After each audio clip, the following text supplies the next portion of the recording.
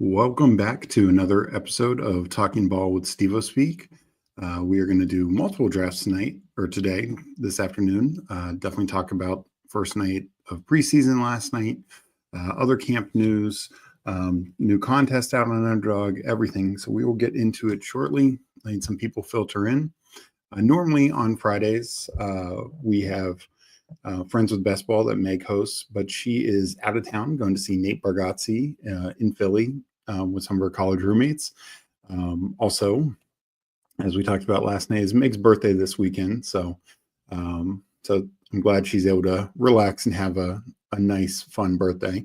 But yeah, so I'm happy to jump in here and rip a bunch of drafts. And with them releasing the Puppy 3 and MMG and some of the other contests, plenty to draft today. We will we will get into everything shortly. Let me start with the chat. We got Mike Robin here. Today is a great day to watch Steve draft a winner. Appreciate that, Mike. I think it's always a great day for me to draft a winner, but I hope you guys are drafting winners as well. We got Putt Daddy in here saying, what up? How's it going? Hope you're doing well. Best Ball on Call in here. Work sucks, but Steve doesn't. Appreciate that. And Mike saying, yeah, need that damn deposit bonus. Yeah, I was a little surprised, honestly. Underdog did release 2 contests today. Might as well start there, go over those. The first one is what was fully expected from yesterday, the Puppy 3. I've already put in 10 slows. Not sure how many total Puppy 3s I'll get because I do want to max the MMG beforehand since it's the same price point, but I'll do some of these puppies today. But this is just like every other puppy, 100K up top. The standard 212, 1 of 10, 1 of 10, 375 seat final. Very top heavy, but nice prize pool for anyone getting into, particularly the top 7, but for $5 and even if you max, it's $750, which you get your money back from making finals. But the fact that 100 people get 4 figures, 20 people 5K or above, it is a low dollar lotto, which is nice. And one thing that doesn't get talked enough about the puppy format is, a lot of contests, you get your money back for making playoffs, and then going to the semifinals, you like double your money. This you actually, quintuple your money. You get 5 times. So, it is more of a gauntlet going 1 of 10 in the quarterfinals, but anything you get through is 5 times your entry. So that is nice. And then of course getting, they have 2 levels of in the semifinals where you can make even more money, but without even qualifying for the finals. So that's kind of nice. Also, one side benefit of how they structure it. And then of course they released the Great Dane. This one is definitely a much larger contest, $250 entry, only a total of 528 entrants. It is a 4 of 12, 2 of 8, 1 of 4 to an 11 seat final. So, 25%, 25%, 25%, 11 people final. You make the finals, you get $1,000 or up to 25K. You get your money back for making playoffs, but I definitely, I don't even know if I'll do any of these. I don't know if I will, but you don't come anywhere close to making your money back if you were to max. I can't imagine many people are maxing this. So I would generally recommend, if you are doing this contest, to probably stick into the 4 range, only doing 4 of them. That way, if one of them get through to finals, you at least get your money back. So, it's a very good advance rate, but it like the payoff is not super great. I do imagine this will fill only 528 entries. Unlike something like the Big Dog that is, let's see what it's at right now. It's only 51% filled. kind of, similar 10-seat final, but it's 2 of 12, 1 of 6, 1 of 6. So it is your kind of standard advance rates. Has a low rake and a very nice top prize. We'll see what the, if this ends up overlaying. I could see this overlaying, which then makes it a little bit more interesting because one positive with this contest is you actually double your money by making it to the playoffs. So if this ends up overlaying and this becomes more like of a 3 of 12 tournament, sure, the second and third, the quarter and the semifinals will stay the same, 1 of 6. But if this ends up overlaying and it's more like a 3 of 12 type of a tournament, then I do think it has a little bit more interesting because you're at least doubling your money. I like that for higher dollar stuff. Let me get back in chat for a second. And we got Greg in here. Thanks for joining us, saying, "What up, Steve? Hope you're doing well, Greg." Kicks in here saying, "Good to see you, Steve. Good to see you too as well. Hope everyone is enjoying the drafting. Great Eliminator show you guys posted as well. Super good insight. Appreciate that, Mike. Yeah, I'd written an Eliminator article, 2 months ago. Been doing rankings, throughout the season, or the summer, I should say. And last night we did an Eliminator strategy video, about 20, 25 minutes, and just kind of highlighting the thing. And this is, speaking of other contests, we saw weekly winners filled. Eliminator will be the next to fill. I don't know how many I'll get. As you can see, I only have done 14 so far. Probably get 20, 25 in. But it's 73% filled. So that will be the next of these contests to fill. But I think there are ways to approach doing it well. And I've been definitely waiting for my final and my, later entries with all this camp news, because it's just simple little things like Khalil Shakir missing, if he ends up missing a week or two, Joe Mixon missing a couple weeks to start the year, those types of guys, of course, these suspensions, it really changes their value and dynamic of those types of players. So, those are new contests. Underdog still has most of the flagships outside weekly winner out. The Husky 2 is about half filled. That came out, I think, what was that, last Sunday? I still have 5 to go, so I'm, roughly on par with it. The Badge Bros Brawl, I want to get to at least 50, so I got at least 9 more I want to do. It's at 87% filled, so this could fill. I don't know with them releasing the puppy if it'll fill this weekend, but I think by early next week it's filling.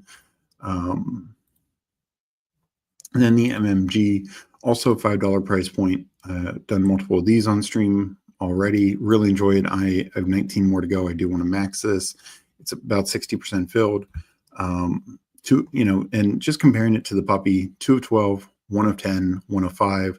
So you really benefit in the semifinals. Anything you can get to the semifinals, have much better odds to get to the finals. And then the finals are smaller, 225.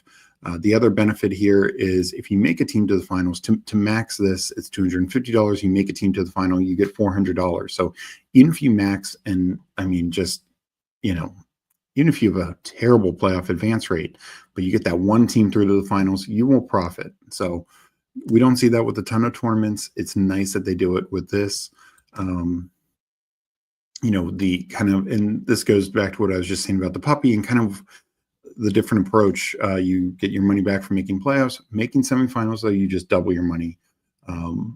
So it's a different approach to the puppy that you get 5 times your money. That's actually one of the few tournaments where you kind of get more than double your money for just making semifinals. And then it's 30K up top, 3 prizes of five figures. So pretty good prize structure as well for 1/3 of the entries that one can do, 50 entries versus 150. So that's what's out on Underdog. We will start with the puppy 3, I think, unless anyone else, wants to do Badge Bros or something like that. We got Eddie in here saying, "What up, Steve and Speak Groupies?" Appreciate you, Eddie. Hope you're having a good day. We will, as we do drafts, let's talk preseason. Let's talk camp. A lot of good news and nuggets out there. But I'm going to start with the puppy 3 at 211. I'm going to enter. And this will be my first of the fast puppy 3s that I've done. So 211, I'll enter. And we will start ripping drafts. I'd like to go probably maybe 3 hours today and do as many drafts as I can in that time frame. So hope everyone is doing well. I'm entering it now. Still 4 people. So hopefully you guys can jump in here and we will see how it's going. We got a Hartman in here saying GM. Appreciate that, Eddie. And this draft is started. Let's see if anyone jumped in. We got King of QC in here. Always good. Always good seeing them in here. And that's it that I see. But hope everyone is enjoying, all the contests out on Underdog. I have the 10th spot here. So I know Underdog has talked about, we talked about last night. They have the new overlay or UI really for the draft board. Overall, I like it. I do look forward to them adding the pick number back. Yes, you can hover over it and see it. I don't think that even shows up on screen when I do that. And so, yeah, that's just the one thing that I'd like to see them do is add that back. But Mike asked earlier about the deposit bonus. I was a little surprised Underdog didn't really do that, or maybe some sort of another BBM push. They did it a couple weeks ago, and I could see them doing it again, or even like a sprint or marathon push, just with that going on. And one thing to keep in mind, this is kind of the range where this weekend, and it's still depending on your draft, it still could bleed into when the draft clocks slow down to or go down to 4 hours. But that's just in a couple weeks. So this is kind of like the last kind of good window for slow drafts. That's why I already got in 10 slow puppy 3s, and I'll probably be entering more slows throughout today and tomorrow. And I did a couple more marathons this morning, just because I want more action there, and I know for me it's going to be a lot through the slow draft. So for those who do slow drafts, I would recommend getting some in during this window. You wait too long, and most of your picks will be in the 4 hour or even 1 hour windows, which is, let me tell you from experience, is less fun. I'll go Monra over Neighbors. I mean, generally I take Neighbors, but yeah, let me just answer this. I did a puppy 3 to start. I'm your Huckleberry. Thanks for joining me. We'll be doing plenty of drafts today. Sweet. I might be able to draft after I get off with or quit 2D. Appreciate you, Basketball on Call. Hope you're doing well. So yeah, I'll just take the Amon Rob, Brian Thomas, start double elite receiver or potentially elite receiver. We got a DJ Quill. What up, Steve? Keaton Mitchell stock up.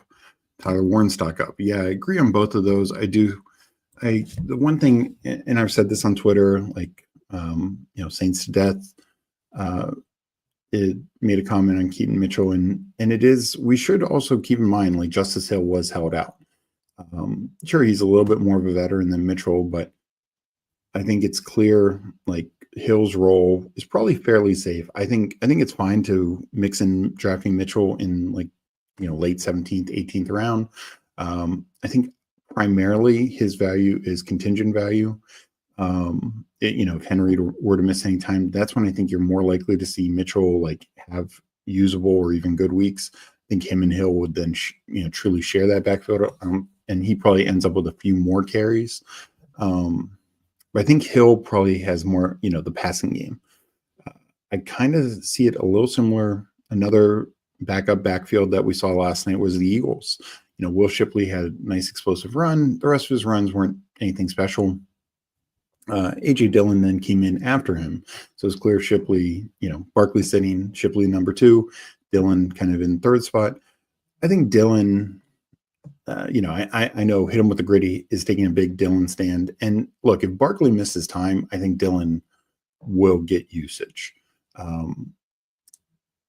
But I think Shipley is filling in the Kenneth Gainwell role. And if Barkley misses time, he will get more carries as well.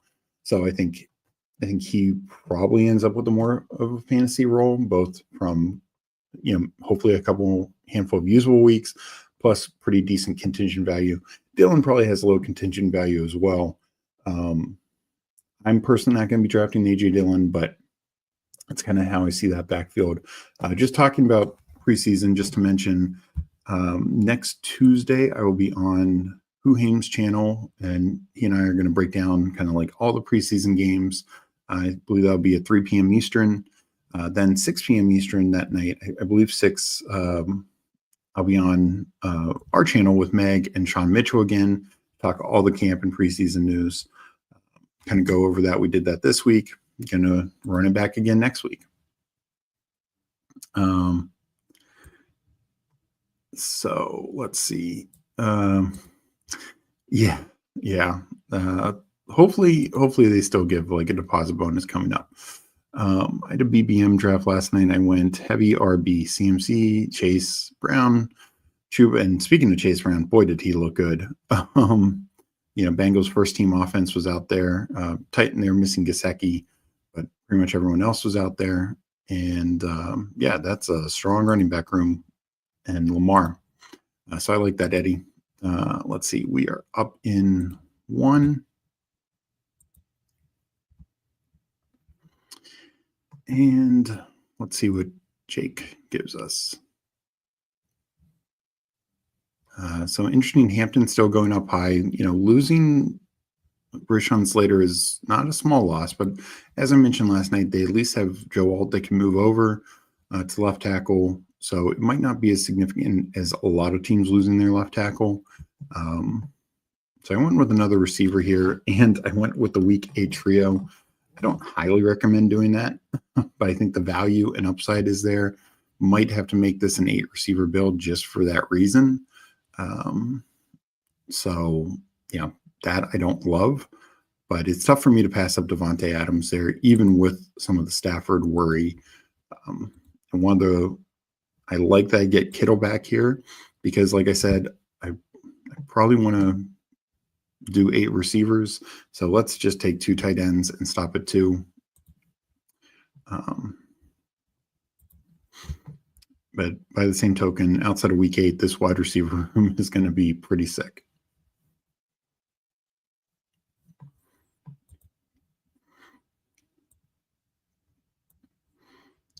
So yeah, we overall I like this new UI and board, but not really look forward to when the pick number comes back. As for like other preseason stuff, the biggest news, of course, Anthony Richardson on the second drive, taking the sack, injuring his finger, dislocating his pinky. Luckily, no structural damage from the sounds of it. They say he's day to day, could even be back by Saturday. That seems a little, I'm sure it'll be at practice, but I don't know how much throwing, since it's on his throwing hand. If it wasn't on his throwing hand, it would be essentially no big deal.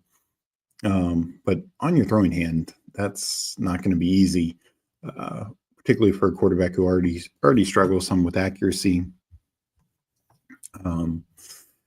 My take on it, people are all over the place with the, what this means. Look, it's a super small sample size. I think the biggest thing is it just doesn't, the hope and why people would start drafting Anthony Richardson again in like the 15th, 16th round is because he was ahead of Daniel Jones. Now, did Daniel Jones light it up after him? No, but staying healthy and being out there. And I think some of it Jones processed. I mean, look, he threw for a touchdown that got called back by penalty. In general, Jones had some fine throws, a couple times where he escaped pressure, and like one time I can recall finding Doolin in a pretty tight window. That was a good throw, but there were other throws that were clearly off. And also, most of when he played, Warren didn't play much. He played a little bit, like one more drive, I believe, with Daniel Jones and Mitchell as well. But then it really was like Doolin and other guys who were barely going to make the team. So it's not, Pittman didn't play, and it's not like he wasn't playing with Downs and the whole starting offense. So I think I say that all to say I think it hurts Richardson's chances. I'll be interested to see if he can play in the preseason game next week. If not, I think that is going to be tough. Do I go a 0 RB team here? I don't take a lot of more, but I like the value I'm getting here. Also, I do need to mix up the buys, so I don't mind that entirely. Still could take a running back at this next pick, but started with my first 5 without. Most people consider that a 0 RB. Won't be pulling up Burrow, so I won't get a quarterback in this group. As you can see with my exposures, like Odunze considerably more than Moore, but when you're getting them at the same ADP, I don't mind mixing it up slightly. I will take another receiver here. I'll go Debo. So now I probably will slow down at receiver. If I do end up with 8, I'm going to just wait for a long while.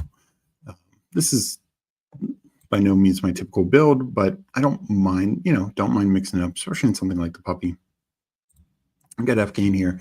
It seems like a Rich Dodge, much worse injury, but he looked bad once again, so he may not start week 1. Yeah, and I just think it puts him behind. And if he can't, what I wonder is if he can't play in the second preseason game because of the injury, whether he can't grip the football well enough or they just want to protect him more, then do they put him in the third preseason game? Then would they start him without, quote unquote, winning the job in preseason?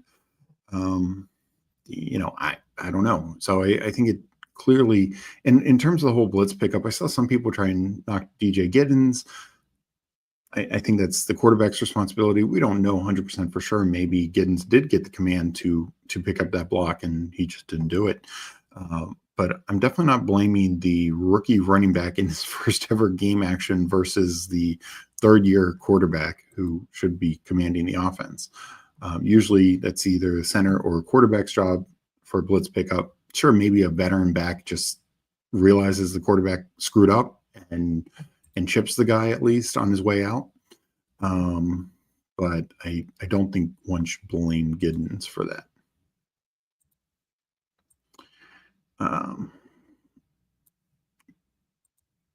And honestly, could help a Rich with accuracy. You really can't get much. Let's see. Yeah, no, he completed 50% of his passes last year. And sure, you can say, oh, he threw a lot of deep balls. That's true. And some that landed perfectly. Alec Pierce, there's a reason why he led the league in yards per reception. But plenty of others, Pierce and A.D. Mitchell, were wide open and did nothing. And just killed drives. So he's got to really improve. Based on injury avoidance, I still feel okay mixing him in quarterback 3 late in drafts, but I don't rush to pick him. Yeah, I have been starting to take Richardson some, and now I'm backing off again. I think if he's going 18th round, make the decision on Jones or Richardson. I just wrote an article talking about 2 other quarterback situations, Russell Wilson and Joe Flacco. Both of those guys look very primed to start the year, almost guaranteed, and probably for a long time. Jackson Dart has not exactly wowed. I know James Winston's there as well, but all indications are it's the Russell Wilson show. And with the Browns, same thing. Pickett is hurt. So Gabriel at this point, and nobody else is doing anything. So I will start with Aaron Jones. Not my ideal, anchor back by any stretch, but I feel like I need somebody that's not injured. So Joe Mixon, maybe if Mixon comes back to 87, I take him. I could take Brian Robinson or Mason. Probably not Mason with taking Aaron Jones, but I didn't want to pull Mason up. And Brian Robinson, of course, all the JCM hype isn't great. I will go Mixon because this is the type where I don't want a small win. I want a big win. And, Mixon, as we see, just has this kind of big time upside in his point totals. So not an ideal running back start. And I originally said I'm going to do 8 receivers. I think I need to pivot that into six running backs, 7 receivers. That with me taking Moore and Debo there, I'm going to just need those guys and whoever else to anchor me week 8.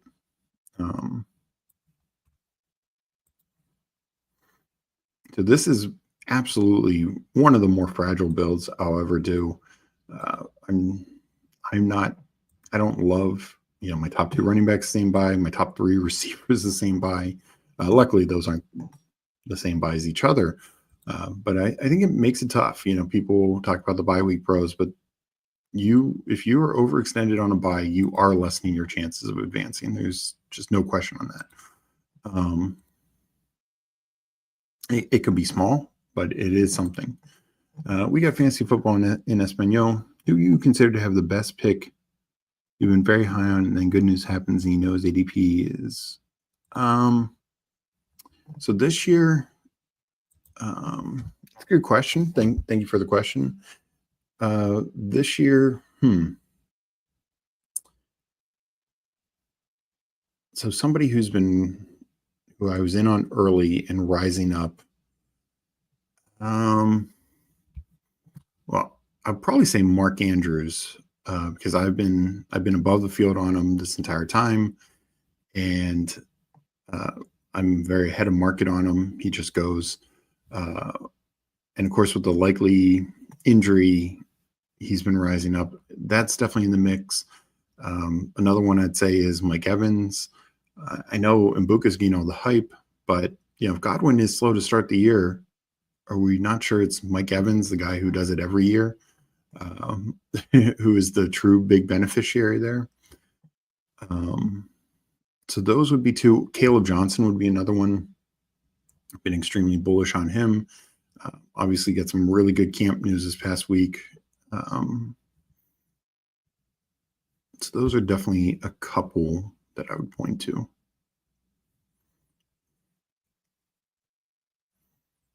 Not a great range for me. Love Baker falling, but I don't have any stack.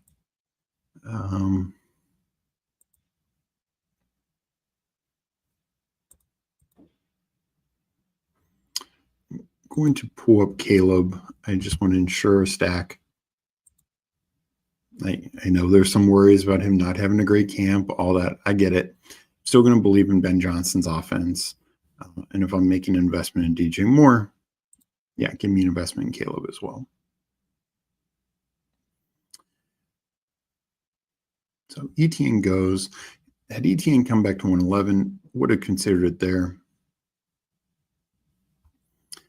We'll probably tap Gadaboo here.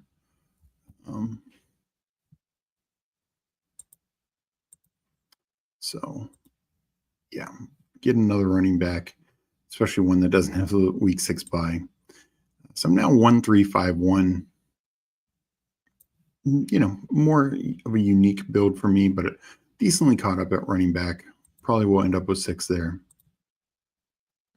My lean is always when in doubt, bid on talent over production. Talent usually wins out more times than not. Yeah, I tend to agree with that as well. Eddie said, let's see if my Shador bags are alive after tonight. Let's be legendary. Yeah, I I think Shador's got a chance with Pickett and Gabriel hurt, and of course not needing to give Flacco any work. Shador could get a pretty long leash, and I haven't seen an official expectation, but I'm guessing he plays around a half, since they just signed Huntley to be the fifth quarterback on the team. So maybe if he plays well, he can get into that number 2 running for the Browns. But I think Flacco's starting this year. I think Flacco's going to play at least through the bye, barring him getting injured, and it could even extend a little beyond that.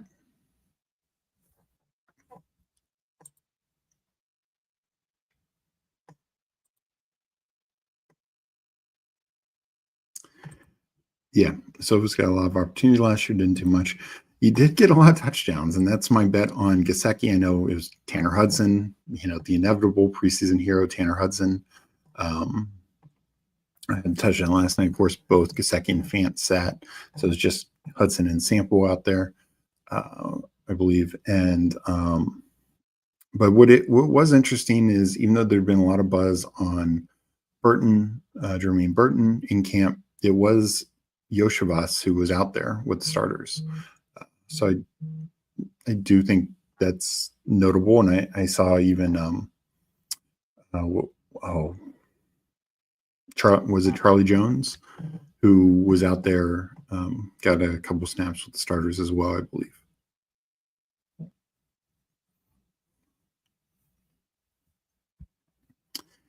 So coming up at 1:30.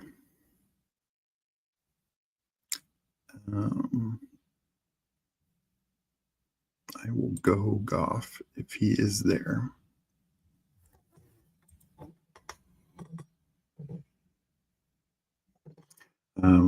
Some other news is, the Judkins situation very much seems to go forward, and not going to have a quick trial. So there's some expectation that this could last a while, and I think that's a fair bet. I think even if he's still not even signed by the Browns, and even if they were to sign him tomorrow, I think he right away goes to the exempt list. I'm going to look to pull up a running back. I'm actually going to go Rashard White. I need a little bit more certainty. There's a few more upside plays. Had it Bigsby or Sampson been there, I would have gone with one of them over White. Those three are all kind of very close to me. Jane Blue, he got injured in camp yesterday. Heel and ankle injury is what's reported. And it sounds like he's missing the preseason game. We'll see how serious that ankle injury is, but that I think does push him down a little bit. Bashal Tutin, the report on Underdog here is favored for the number 3 job. That's not what we're looking for at a top 140 ADP. I already had pushed him down to 156. I will probably push him down further as well with that news. And then Garendo, I pushed him down considerably because it sounds like he's going to be out for a few weeks. Though then Jordan James gets injured as well. But it seems like both could miss the start of the season. So not great for anyone betting on fading CMC. Like, even if you're right on the CMC front, you're probably wrong on, or at least early on, going to be wrong on the backup.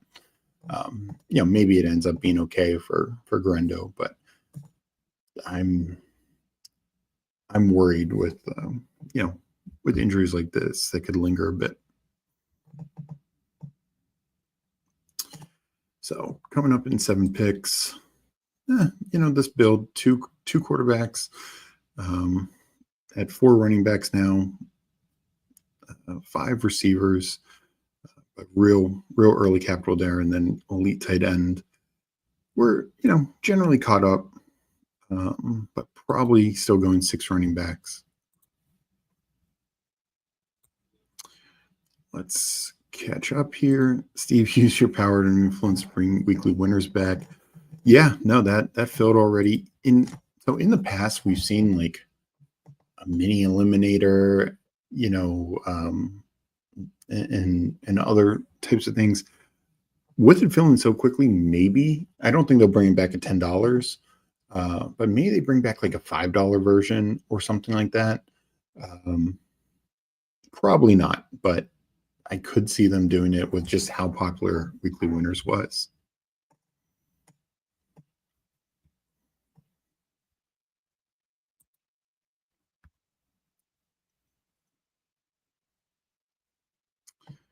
So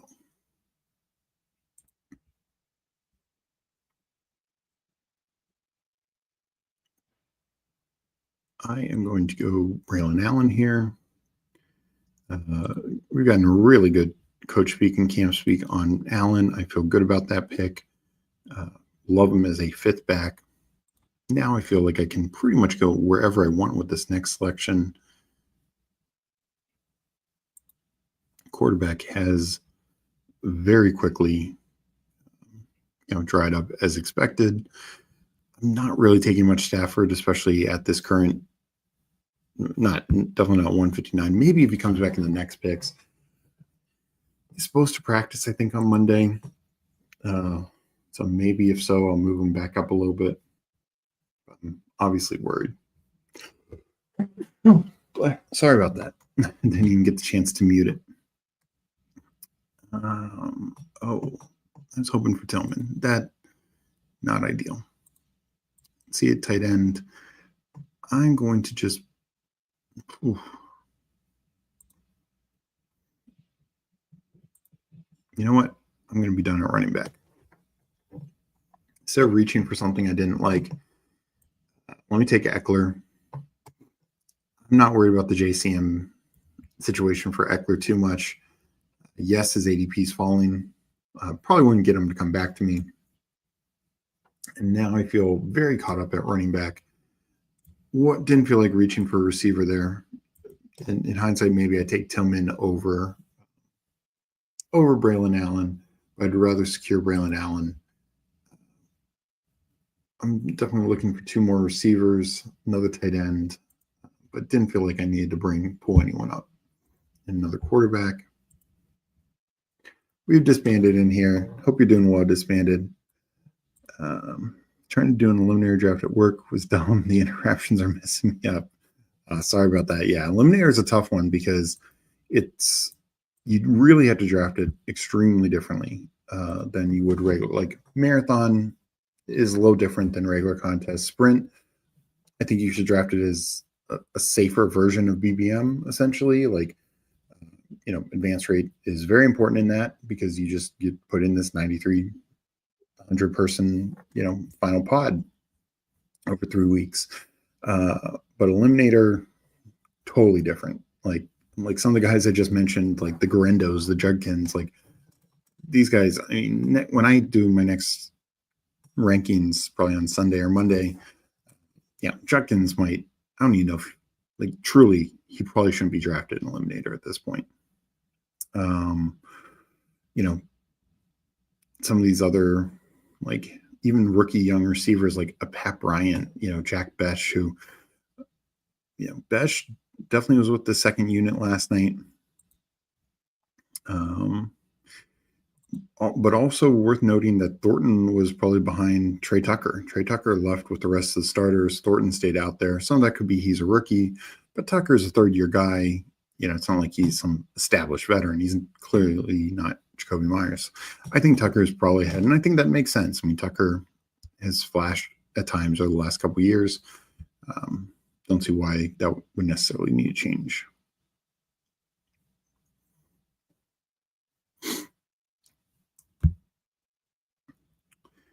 So let's see what comes back here.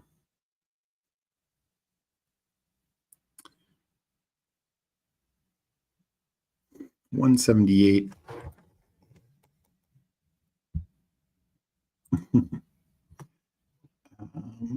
I will go with my guy, Adam Thielen. Don't really understand why he's falling. And I've got him in the 190s. I considered him pushing here, but with the 3 week 8 buys, I want to have 3 receivers I feel good about to cover week 8, and now I do. Sam Darnold did go. Was very much going to consider him at 183. I'll probably still tack on a third quarterback, but it might just be somebody later.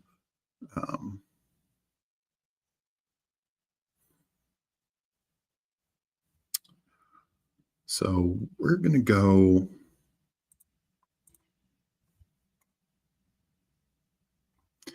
Yeah, I think we're going to go Jonnu here. I know he's slightly banged up, but I think he's fine in general. I feel okay stopping at 2 tight ends with Kittle and Jonnu. Jonnu falling, Freiermuth being late. I think these are both really good value tight ends. And of course, Kittle I'm counting on doing the heavy lifting on my team. Dad saying, tell your boss you're doing something important, Huckleberry. I agree.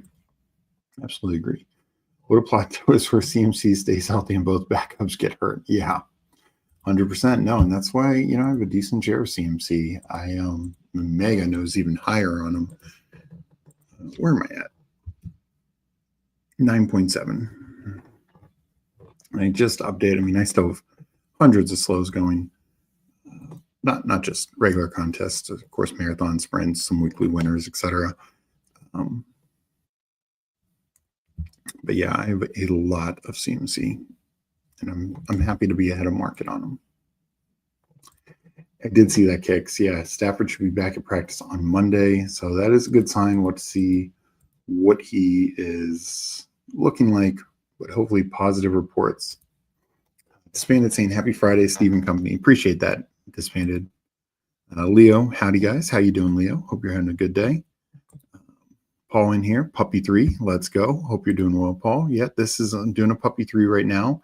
I'm going to be ripping more drafts, whether it's probably sticking with the Puppy 3, but I don't mind pivoting over to MMG or Badge Bros if anyone really wants to go there.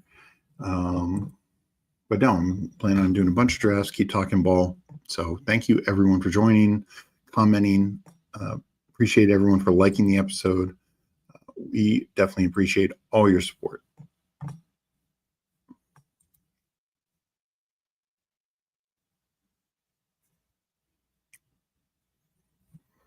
Got Greg in here. If anyone's trying to get the smoke. What, drafting against me or drafting against you, Greg?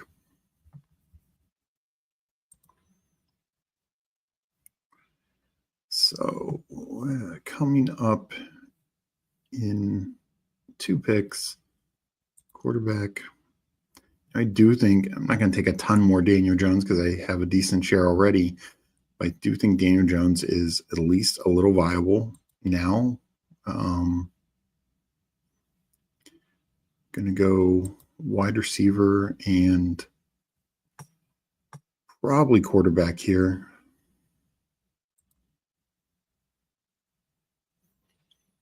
We'll see what Jake gives me. So yeah, let's get my wide receiver non-week 8 buy. We'll say there's been some positive reports on Tesla. I feel like I need some certainty for non-week 8. Like I liked what I saw from Adonai Mitchell last night. Lockett would have been another certain pick, but I think Ray is pretty solid there. So I now have 4 guys to handle week 8. Of course, week 8 can be total smash for me. Could stop at 2 quarterbacks, Caleb and Goff, but I actually don't mind taking Joe Flacco here. I talked about this in the article I wrote. He's going to start through the bye. So that means he's going to start through week 8, which means he can cover both these buys. And let's not forget that Joe Flacco, I want to say he had 6 starts last year. He had 1 20-plus point game. 2 years ago, he had 5 starts. He had 3 20-plus point games. So this is a guy who can still produce a little.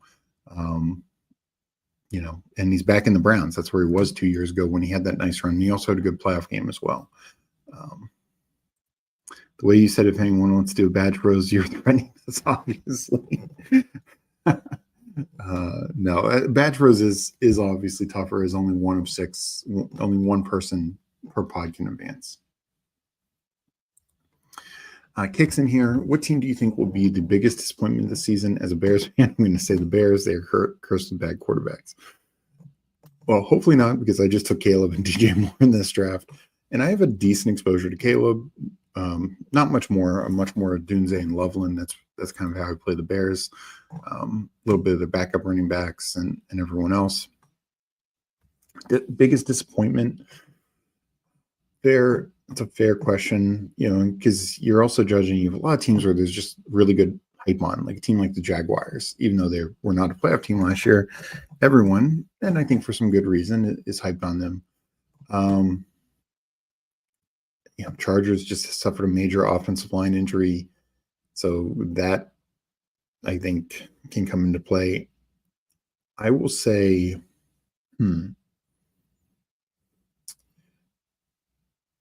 boy, that's a really good question.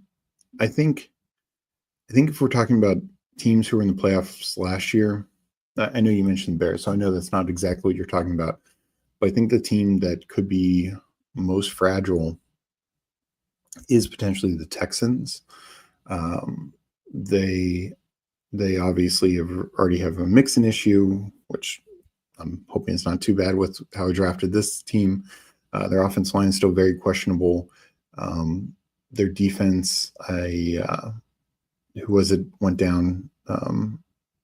They had a defense back that just went down, I believe.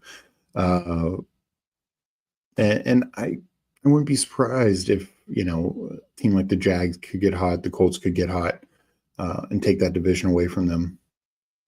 But as for in general, like teams that are hyped up, Bears and Jags are probably in that mix where there's a lot of hype and they need to prove it. I think their back's up against the wall to prove it. I will also say, I think the Dolphins, look, I think Mike McDaniel is a very good coach, but they're very disappointed when Tua is not playing. And also there's just a lot of question marks there. Their secondary is a complete mess. Their defense in general, I think, is going to be below average. And their offensive line, they lose Teron Armstead. He retired. They added a few pieces, James Daniels free agency, their second-round draft pick. But I think their offensive line, and I know a couple guys are already banged up a bit. I believe Austin Jackson's banged up. So it's just a lot of fragility there, just due to injury, due to, Tyreek, antics, injury, whatever you want to call it. And just honestly, totally that O-line / defense, like I think as good of a coach that he could be, like in terms of scheming, I think Mike McDaniel could catch a lot of flack if they are not competitive this year.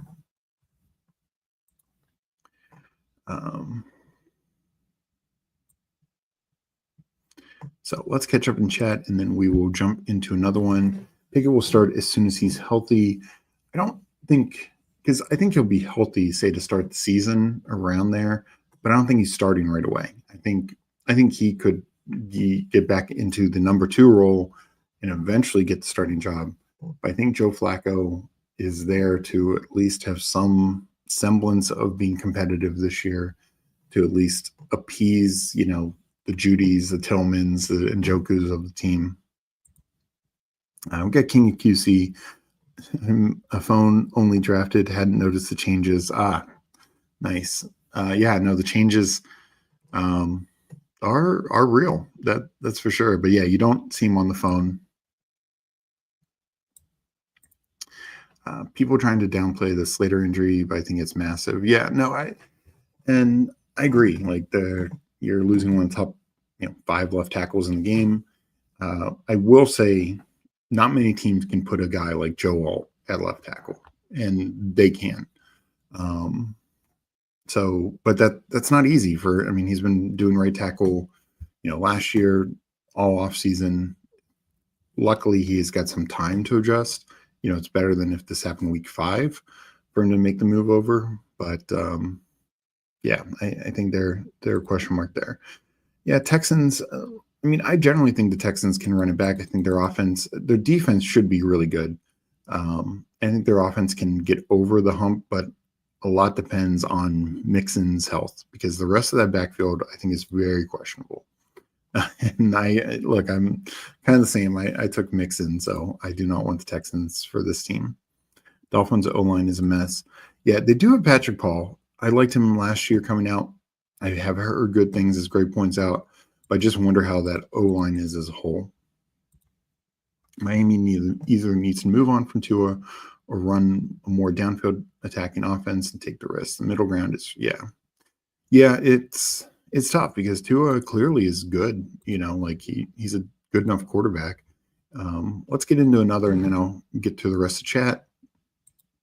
We will enter this at 252. Appreciate King QC for joining me in the last one. Anyone wants to jump in? 252, I will be jumping into this puppy 3. And I just want to get as many drafted today as possible. So we'll be ripping these throughout the afternoon. So 252, I will hit enter. And of course, I must have said that right as it hit 251. There we go. So plenty of room in this one. Hopefully nobody jumped in too early, but waiting on 7. I think McDaniels is better as an OC than a head coach. I don't know if it's so much on McDaniels. I think they made a bet, like Tua, unfortunately, is more, one of the more fragile quarterbacks. And they made a bet on, the volatility of Tyreek Hill. Like you get the upside, but you also get some risk there.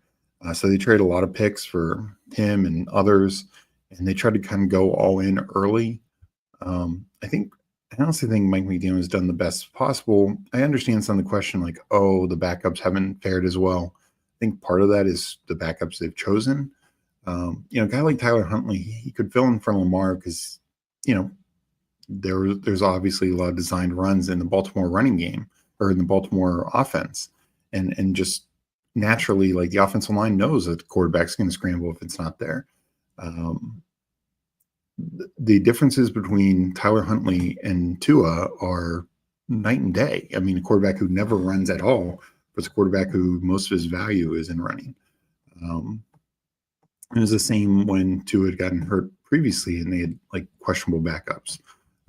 Like they just couldn't throw the ball vertically. They just couldn't get anything done. So this one is a much more friends and family draft. We got Losimo in here.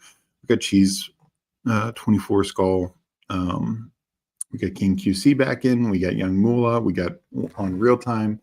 So this is going to be a good one. Unfortunately, the 10th spot again is hoping to mix it up. But we are going strong. Didn't even see they released the Great Dane. Yeah, it's an interesting tournament. I think a little, again, not one I would max. I think the 15 max is a little extreme. But I do obviously like the great advance rates of it. Not sure if I'll do any though.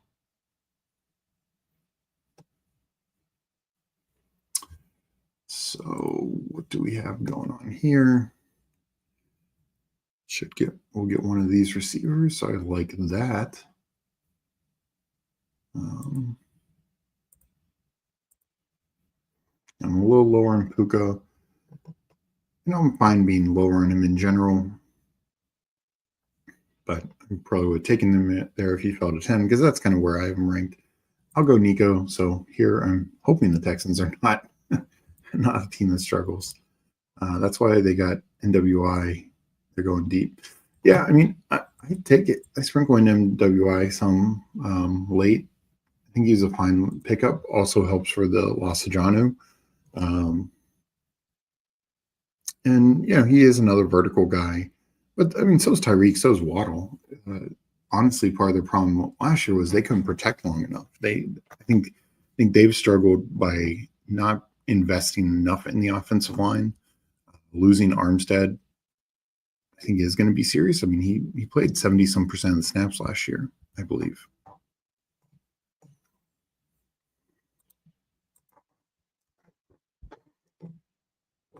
So, Genty, speaking of rookies, preseason, yeah, didn't look great last night. I don't care. I'm not going to judge on 3 simple carries when they're going as vanilla as possible. I think Genty still is start upside. Yeah, I think that's it. Like I think he's a great offensive mind. And honestly, I think he's gotten the most out of that team. And that's why I don't knock him for whether or not he's a good head coach or not. There's just a lot going on there. Got a little someone saying, "Hey, how's it going? See you in this one. Hope you're doing well." Chargers O-line is now the exact same as last year, with Becton and without. Yeah.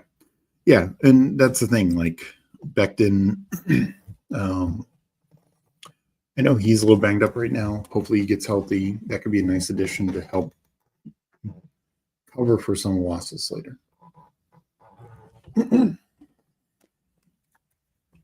So, yeah, I'm not buying Waller. I think NWI is getting a lot of those John targets. Probably see Achane, Waddle, and Tyreek get some of those gimmies that Johnny was getting, and NWI to be a viable third receiver on that team. Good afternoon, Puppy Smoke. Yep, good seeing you, GAB, Young Mula. Yeah, I agree. All right. We are coming up in 8.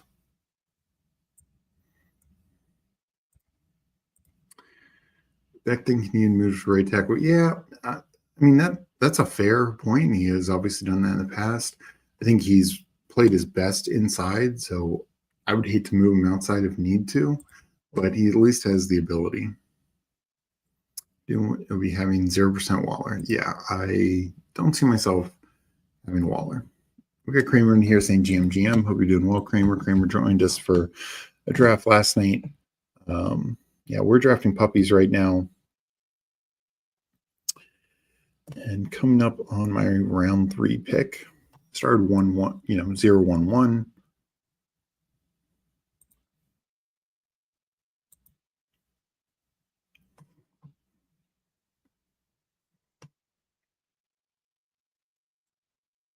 I'll take the Marv slide.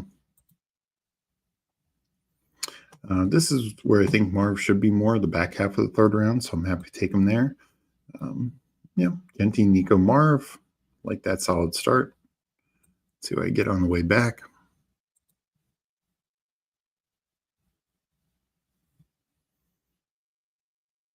So McBride has been sliding some as well. And I think some of it is people just aren't forcing them in the Chase or Higgins stacks at the front end of the 3rd round anymore, which is probably the right call. Like if you have a decent chunk of those already, you don't need to keep doing those.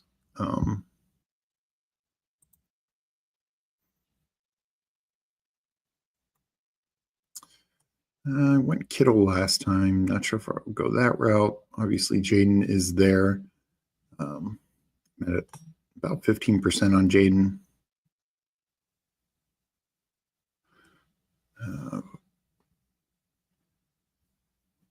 Could go either way. Xavier Worthy. I don't mind pulling him up. I'm ahead of market on him. Just because obviously I've raced much lower. Oh boy. I'll go Worthy here. It's typically tough for me to pass up on Kittle or Jaden. But Jaden's been sliding back, and Kittle I have a good share of.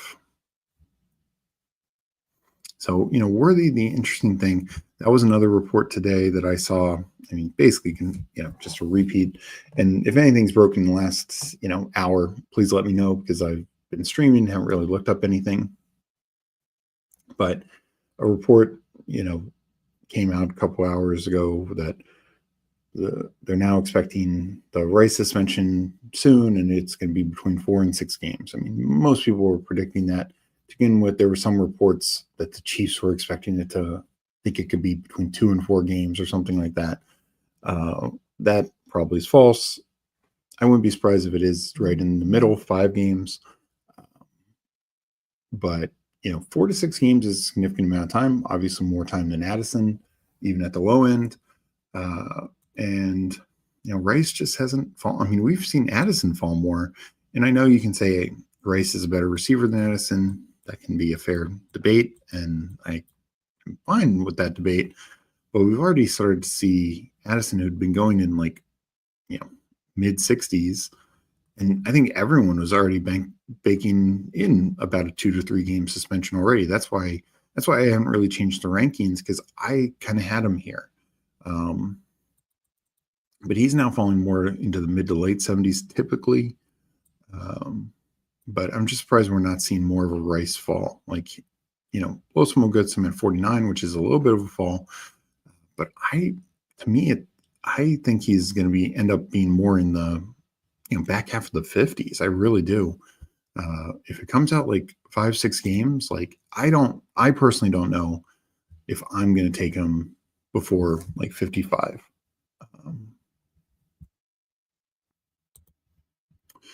So coming up in a couple, because here's the thing, people say teams advanced last year with Nico missing time, teams advanced with CMC missing time. Sure, absolutely. Also ignoring the situation that Rice is dealing with multiple injuries himself. Let's make a pick here, and then we'll talk about it. I'll take another rookie running back. I'm a little lower on Hendo, but I'll take a shot here.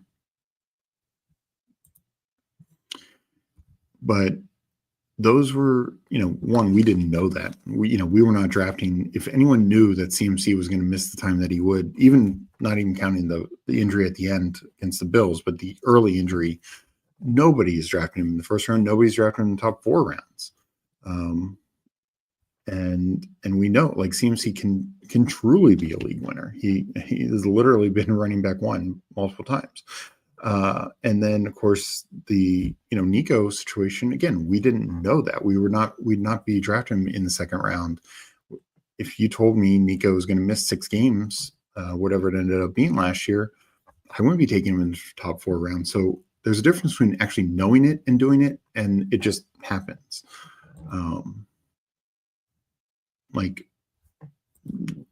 They're not the same thing, is my point. Could you still advance with taking Rice?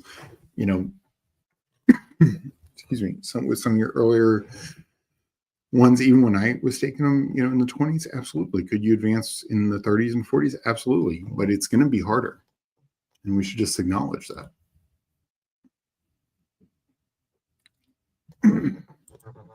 Excuse me.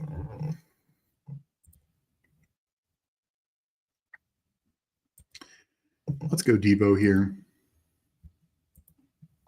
And give me 1 second. I need to.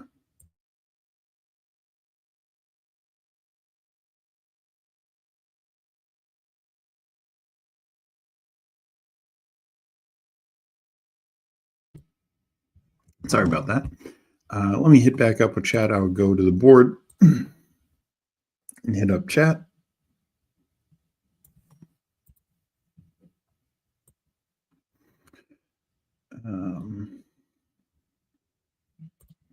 We got Kicks asking, will UD release any more Superflex tournaments? I actually was kind of thinking, I knew they would release multiple today. I thought they might release a Superflex, even if it was last year they did a golden single entry Superflex or a Pug Superflex, 3 entry max. Even if it was something like that, I thought they might do that. Maybe they'll do it over the weekend. And that might be all we get, are those types of tournaments again. But I hope they do. I really do. 4-6 is what we saw. Haven't seen anything since. I thought he would fall late fourth more, and he fell late fourth in this one, or I guess second pick in the fifth, or first pick in the fifth. But I think we'll start seeing that more and more. I think some people are still thinking it's only going to be 2 or 3 games. Maybe that's why. I mean, I know on Real Time Dad is not a Rice fan, and I do agree. Like, Addison would be better with Mahomes, but even if we're, that's not the reality. Like, Rice will be with Mahomes when he comes back. But just the reality is, whether it's 4 games, 5 games, 6 games, it's more suspended time than Addison. If you want to say Rice should still go ahead of Addison, great. But, Addison's going in the mid-70s. See, Addison here has not been selected yet. And we're at pick 79 or 78.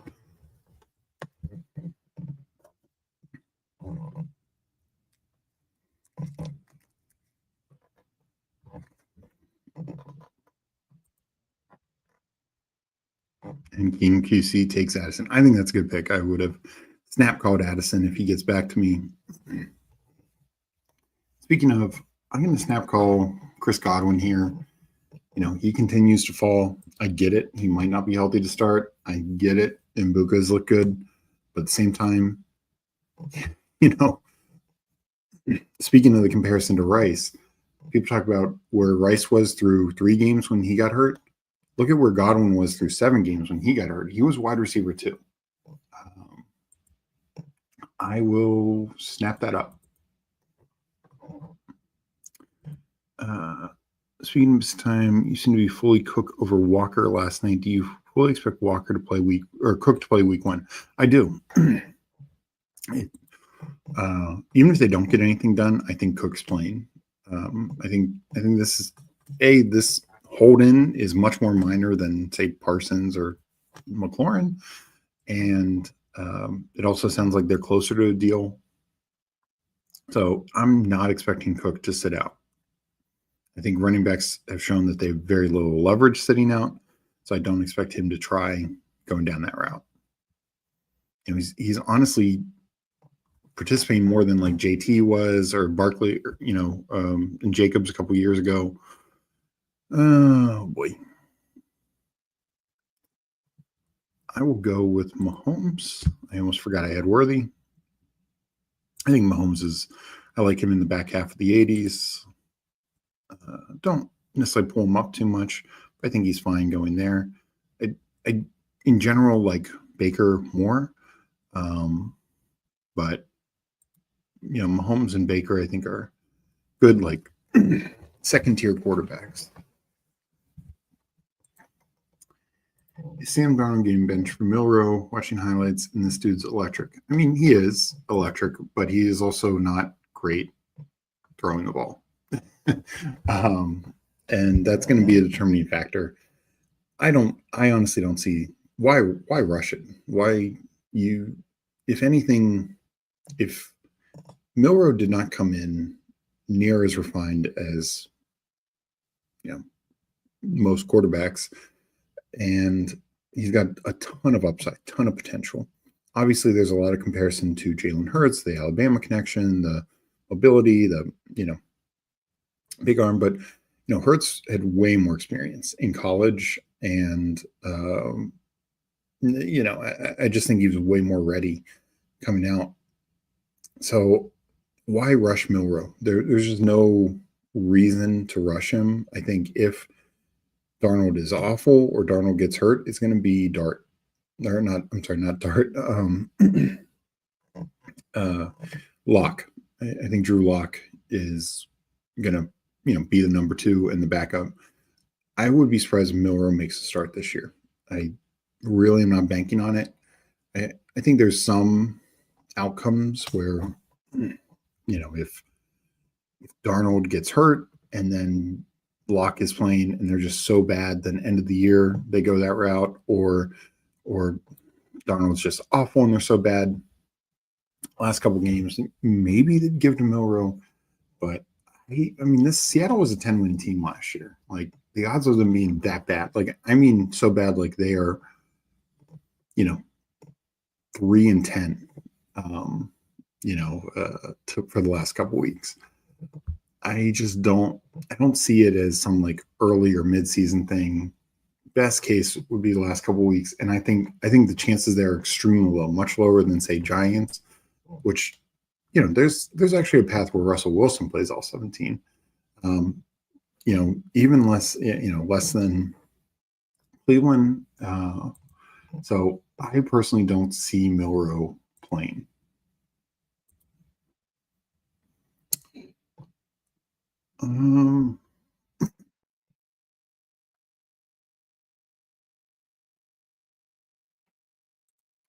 Yeah, I'll go Cam Scatterboo.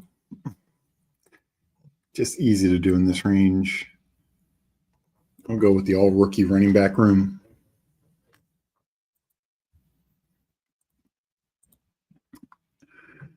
And we'll see what comes back to me in a couple picks.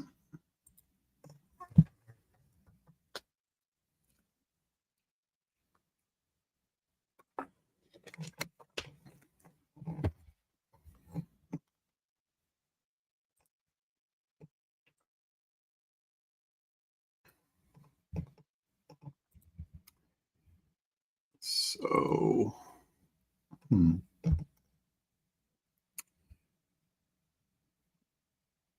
with that, taking Ingram, Harris, and we'll Shaheed. I will go.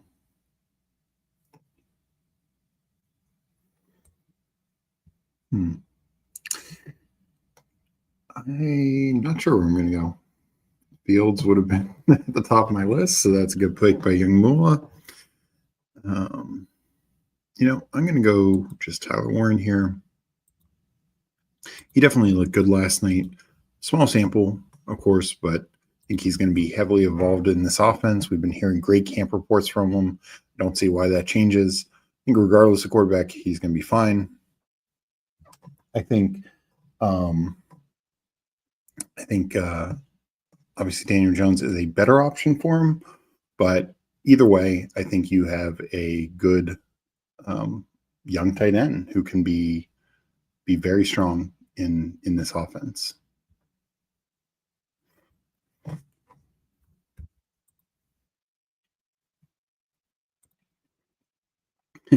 So now that you're about 10% done with this stream, how are you feeling? Yeah, my throat. I don't know why I have such a cough.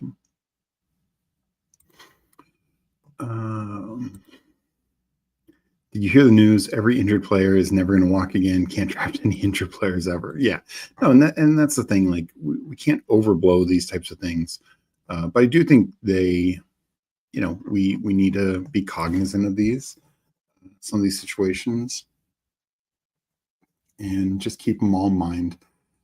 I think there's still a real chance that Richardson ends up the starter, and I don't know if he's starting the whole year, but I think he could be the starter. But I just think the chances got lessened.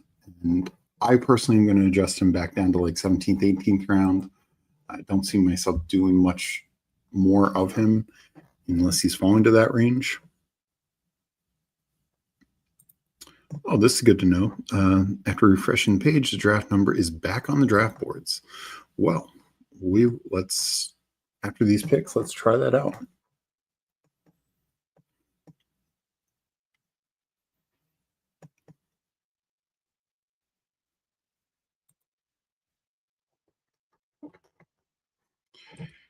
So we need another quarterback. Stroud just went. I'm going to take Justin Herbert. I don't have anything built out yet. There are some ways to backstack them. I was really hoping for Stroud. So Panther, a nice pick there.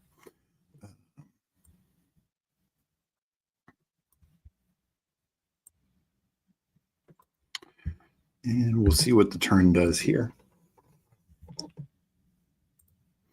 I didn't have any Mixon before his injury. I'm going to wait a few days to let his ADP fall further, then start taking him almost every draft. Yeah, when he gets to the 90s, I'm kind of just taking him. I took him in the last draft, 88 or something like that. He, even if he missed like the first month, which the reports are murky, but this was a guy who was going like 40th. If you're getting him essentially double the ADP, I'm quite all right with that. So I am going to pull up Keenan Allen. And, in this contest, I could maybe wait. Maybe he comes back to me, but probably not. I think his ADP is going to be rising. I think it will end up in the top 140, probably somewhere in that 125 to 140 range. So in this contest at just as fresh, very few people are going to get him like at a great discount. Like maybe you'll see some late 140s, early 150s. Other contests, people got him and are still getting them in the 170s, 180s, and of course some in the 190s previously. But here, when basically everyone's going to probably get him roughly what his ADP is to start the year, I don't mind being early on it.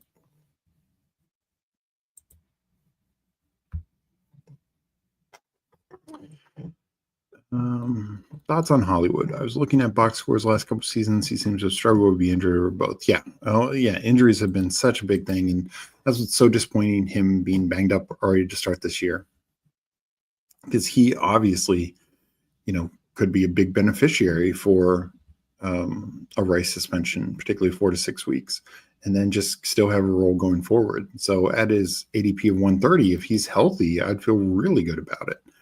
And sorry, falling to like 136. I'm going to have to move him down in my rankings. I'd hope that he'd be back by now. It's just such a dead zone for a receiver that I'd been hesitant to move him down. But this report, remains sidelined in practice, ankle, hasn't practiced since early access from last Tuesday's session. So it's been over a week. And Rice has been missing some practice as well. So I'll move him down in my rankings to probably the 140-ish range. And I'll take him some. I already have a decent exposure to him, so that's one of the reasons why I've slowed down. But yeah, going back to Mixon, I have zero confidence in the running backs behind him. That's a bigger reason to be in on Mixon. Exactly. Like Nick Chubb, Woody Marks, those don't excite me. Damian Pierce actually might be the best option there, but I'm not going to invest in that. Jawar Jordan, again, not really investing in that range.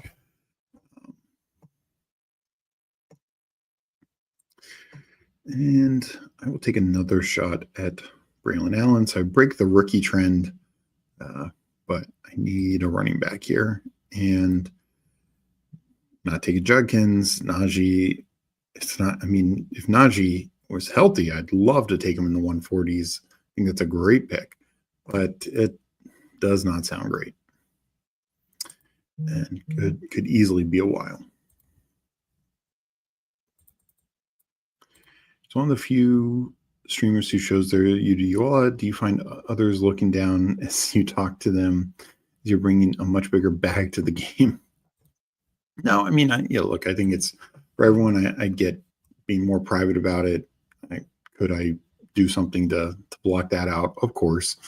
But I'm fine not only showing my wallet, but also showing like how many drafts I've had. After this draft, we can, if you want, and we can look at just take a quick look at my total exposures or get back into the draft. It's up to you. It's up to whatever people want. Happy to, just honestly happy to talk ball. So you know what? I'm not going to take QJ, but I'll take another. I have Mahomes. I'll take a Hollywood here. Him falling to 159, I think is good value, even if he does need to miss a little time. What I will say is he's not a guy that I think needs camp, needs a lot of preseason work. Neither does Mahomes. So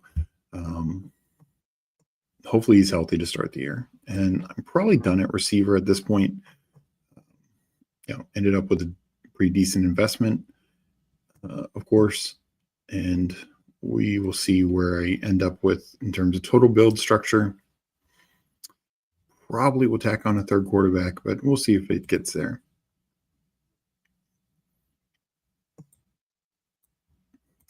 We got Fanspeak Fan 3. Rashid Rice is important, but what is your favorite type of fried rice? What is the expectation for Keenan? For me, I think he ends the year as the number 2 or 3 in the offense, which could be very valuable, particularly where he's going and in kind of this dead zone. And Tim says Hollywood goes late. I just got him late. So I'm happy with that. So, I think he ends up the number 2 or 3 in this offense and going in the 130s. I think that's fine. I know some people question what that means for the Chargers offense. Over the course of the season, they didn't have the greatest overall passing rate or pass rate over expectation or those types of things. But if you look at the second half of the year, keep in mind Herbert was banged up to start the year, Ladd was banged up to start the year, Palmer was banged up to start the year, and even some throughout. You look at the last, I think it was week 9 on, Herbert averaged about 33 attempts per game. That would have put him over the course of a year. That would put him eighth or ninth among quarterbacks last year. So, yeah, I don't think they end up top 10 in pass attempts, but I think they're probably top 15 with an outside chance of being bottom end of the top 10. So, I think Keenan Allen, we saw what he did last year in 15 games with the Bears. He obviously knows Herbert, so I think there's a good connection there. Ladd, I think, still the clear number 1, but I think Keenan is a solid pickup piece, and I want a decent exposure to it.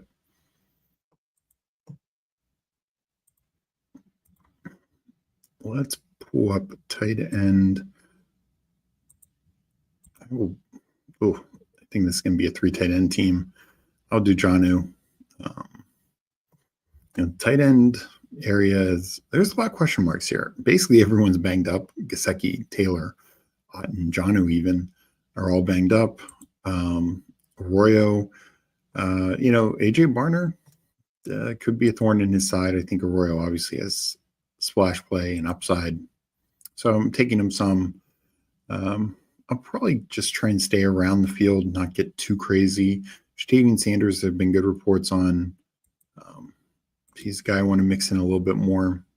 Even Fannin, I'm starting to mix in some.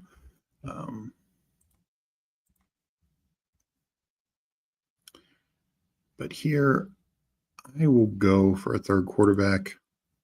Got the stack with Jonnu and Rodgers. That's a solid stack.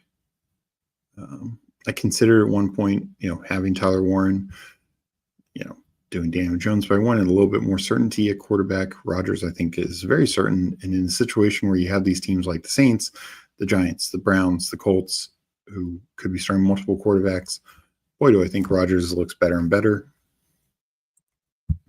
Easy to tack on as a third quarterback, safe floor guy. Yeah.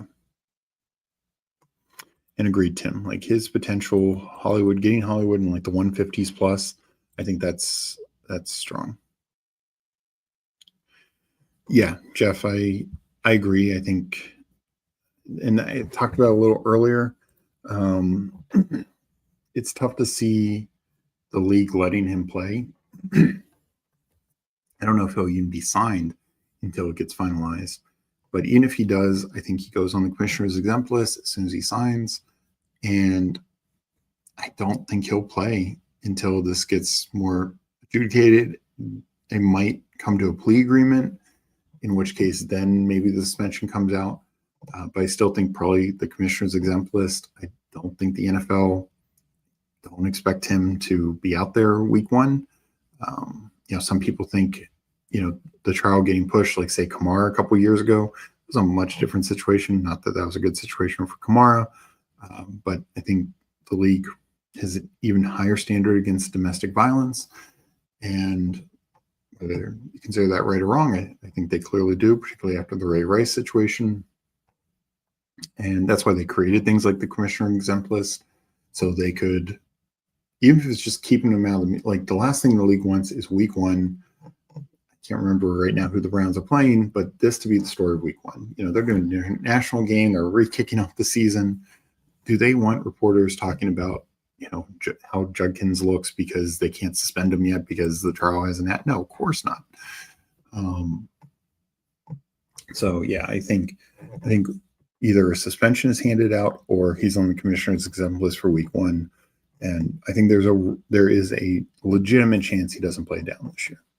I completely agree with that assessment.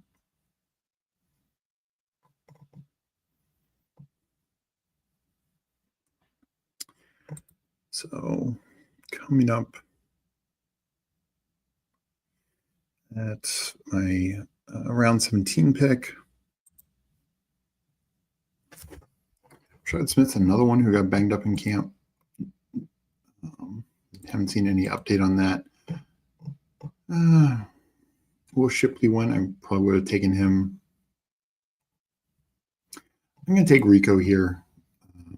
I know it's more fun to take a rookie, and I've obviously been taking a lot of Taj and Fred Smith and even some Giddens of late, Monangai. But, you know, Rico, I think, is the number 2. We know that. There's no question. Taj is probably the number 2, but they still obviously played Pirine last night. I think Taj's role could grow, and I want to be ahead of field on him.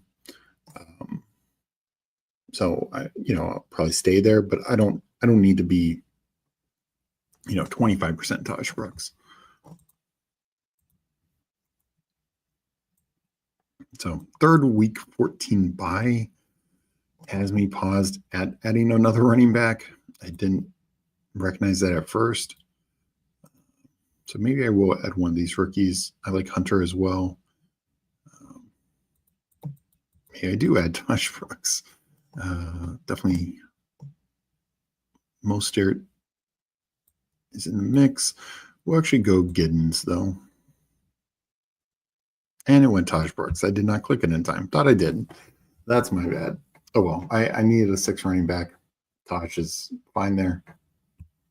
207. I'm actually surprised he's not been falling there too often. We got C-Money in here. What up, my man? Hope you're doing well. Yeah, I don't know. I've done 2 of these puppy 3s so far. Not sure if I'm cooking yet. Yeah, it's I generally like the teams, but hope you're enjoying in drafting this weekend. Paul in here saying Hollywood is still my most owned player. 60 shares, 120 B out of 120 BBMs. Wow. I could not draft him again, and I still won't like my exposure level with his lingering injury. Yeah.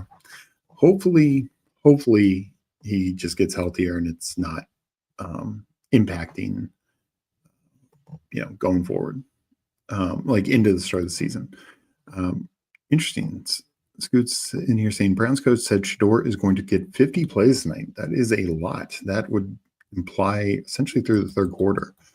We see your buttons undone, always showing your exposure. Shrimp fried rice is the best. That is a good fried rice. I'm not a big shrimp guy, but can't argue the combo. FK Coolers, I think Keenan is going to get stuck playing slot only. Potentially. I think he's probably mainly in 3 wide receiver sets.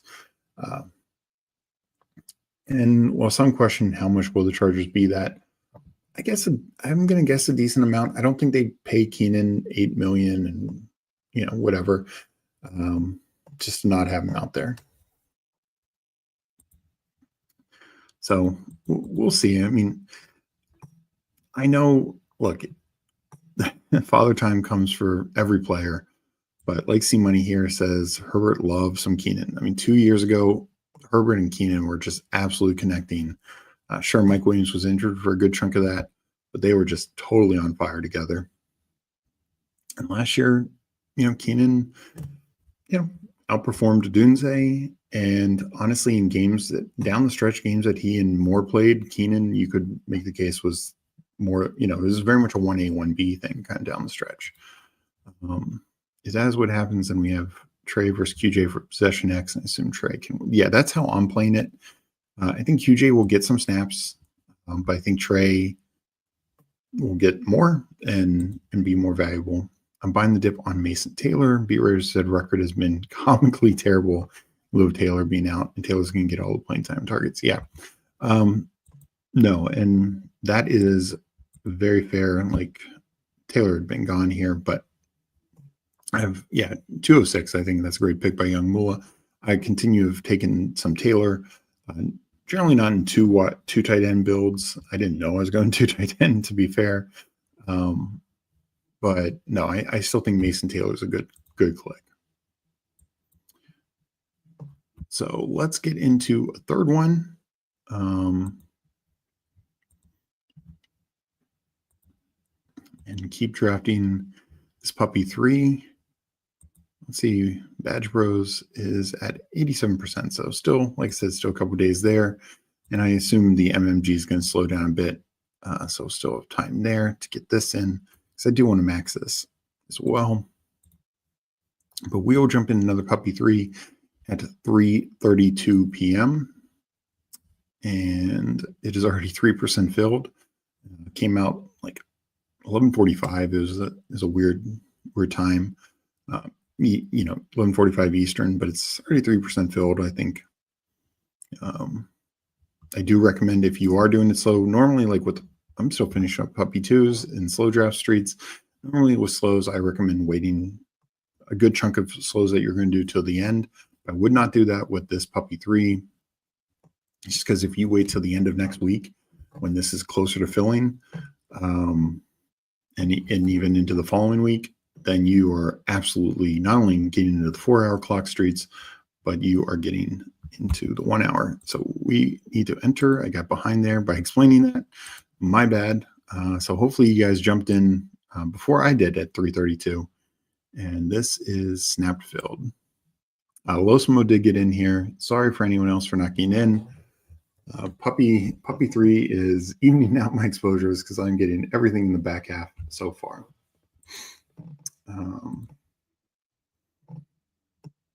We need to just hope that the high ankle isn't severe, because I don't think we have enough info yet. Yeah. The burners max at 5, so I must take my mission. 43 legs is awesome, but let's get some more and keep this man drafting. Appreciate you, Mike. And appreciate all the likes and support. I just don't think Keenan has much left in the tank. It's possible. It could, it's one of those things. It could just, the door could slam shut at any time. But he was still productive last year and down the stretch. It wasn't like he started good and then totally faded away. And this is my same thesis with Thielen. Thielen last year came back from injury and dominated down the stretch. So why are we assuming that just age just suddenly, Thanos snaps him? I just don't believe that. Yes, that has good food choices for sure. Have you done any college drafts? I have not done any on stream. I'm doing those slow. I want to do some more. I do think there'll probably be some overlay there, which is always fun. I need to look at the playoff buys, because this is the problem with college is, the weeks that you get to the playoffs, out of your pod, some teams still buys. I think famously last year, Oregon was on bye, the first playoff week, or maybe as the second. Not ideal. So you do have to keep that in mind. Right now, I have not done a great job about that. I do know there's some people out there who've tracked it pretty well, but it's something I need to look into more. So far, I'm just doing some slow. I don't know how much college I'll do.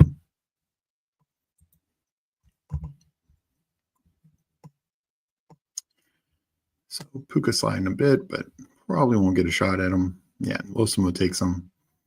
We'll see what I get at the turn here. Do I mix it up? All right, taking Gentee Thomas so far.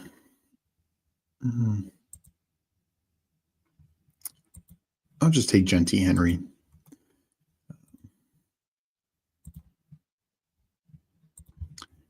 And generally, I like the receivers.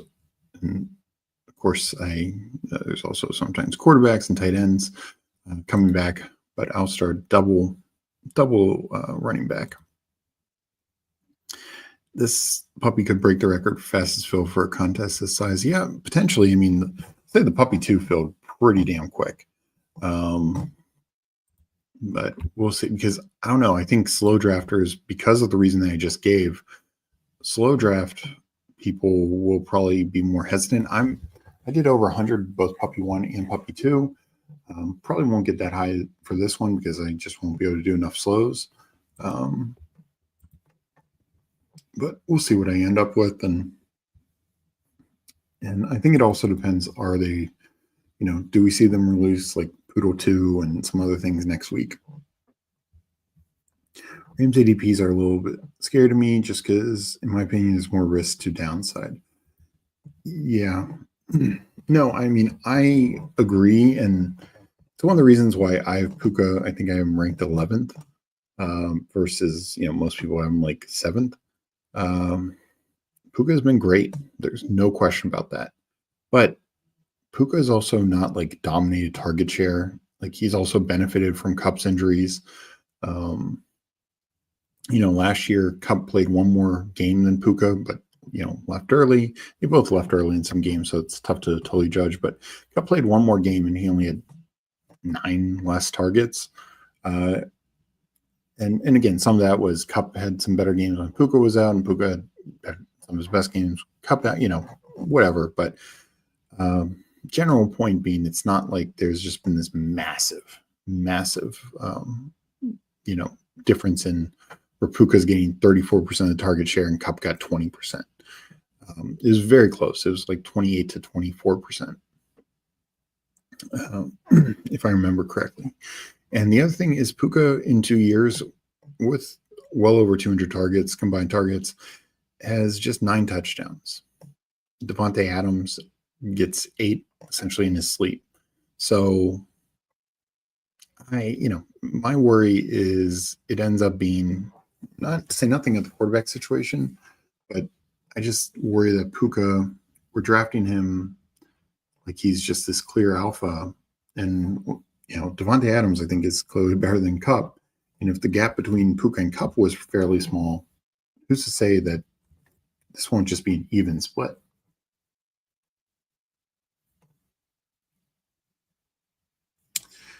So easy takes Lamar. That would have been fun. Could do the Jaden double tap here, but I don't feel like I need to. We'll take Breece Hall. I don't take a lot of them. I know it's a 3 running back start. I'm going to go Hall and Kittle.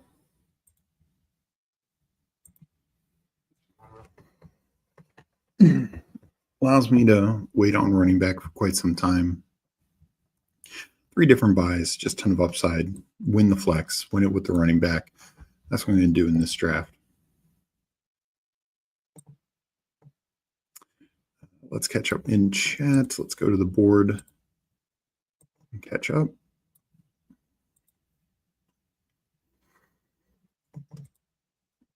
Pittman, Downs, Pierce, all sat. Preseason opener to me. That's a clear indicator those are top 3, which temper Donnie Mitchell hype. Yeah, it's a tough thing, because I think Mitchell, obviously, given his college profile and what we saw last night, and some of the like advanced, like his open rate and stuff like that. Mitchell has a talent, but fortunately, he plays on an offense with questionable quarterback situation. Now a tight end who's going to eat targets, and then you have Pittman, Downs, and Pierce, all 2nd or 3rd rounders in their own right. I mean, Downs being the only one, a 3rd rounder, and he's probably the best of the bunch in terms of just total package, total talent. And Pittman's gotten paid as well. So, and they're all have produced. Like, Pierce has actually produced. People get down on him, but he had a good rookie year. His second year, slightly less with Gardner Minshew, but then last year he led the team in yards. So yeah, that's why I don't have much Donnie Mitchell. I think ends up being more of a contingent play, might have some spike week upside. So yeah, I'm not drafting a ton of him. How about this? You can make the Puppy 3 mostly fast on stream, and me and my 5 burners will be here to support. Plus, the Outgrown would love that. Yeah, probably next week I'll probably do one of those, or do like 5 at a time or something like that. Didn't really feel like doing it today. My favorite click remains Amon-Ra. He's tough as nails and reliable. Yeah, I mean, it's. I know. Like every day, I wonder that. Are we sleeping on Amon-Ra? Dude's finished as wide receiver 3 the last 2 years. Was wide receiver 6 or 7 the year before that. You know, I mean, this is on par with what we expect from the Chase Jefferson's Lambs, and we take them behind all these other, these other first round receivers. So I'm a little lower on him, but he's, like you said, he just shows up and produces. So now I need to catch up at receiver. Let's double tap some fun young guys. In Hunter and Adunze, rookie in Hunter, who is playing both ways in the preseason and camp. We know it. I'll very much be interested to see how he looks in the preseason. I'm still a believer. I'm still buying in. I do think he is just an elite talent. And I just think there's a lot of ways he can still win. His total snap rate on offense won't be near as high as most number 2 receivers, but let's say it's 70%, 75%. Well, probably 90% of those snaps are passing snaps. So his routes are probably not going to be too far off many number 2 receivers. Low Smo High T, yeah. 3 running back start for sure. I always feel good taking him around where he goes. Do you send screenshots to Meg of all your Miles Sanders teams right before she's about to go to sleep to give her nightmares? I don't. I mean, he's been a little banged up, so I haven't taken him as much lately. And some of these other like rookie running backs have established themselves to be at least hopefully a little bit more live. So the back half of RB is a little deeper. There's just more guys I'm taking in that 16th, 17th, 18th round. But I do still 9.2% on Miles Sanders. He's dealing with his own injury. It's been out a little while. But yeah, with Blue now out, boy, that Cowboys situation. I know there's a report they could trade for somebody. I don't know who that could be. Don't think it's going to be a big name, but stranger things have happened. It would just be shocking to see them trade for somebody, particularly if they had to pay money with the Parsons holdout. So coming up in 8, we'll see if I can probably double tap receiver again, because I need to catch up more.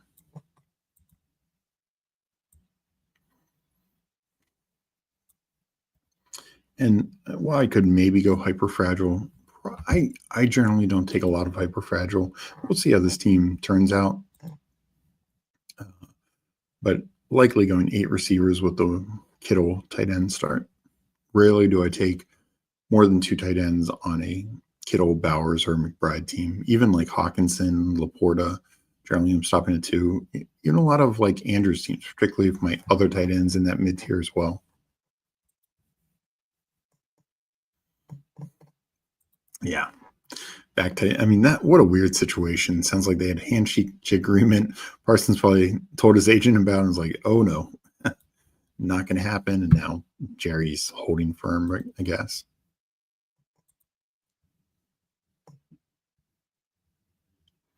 Let's see what Easy does here.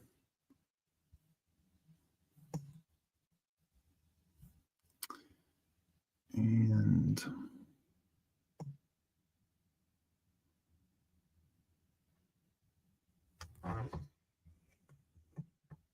yeah, he takes Pollard. I will take Godwin and Higgins because, like I said, need to catch up at receiver.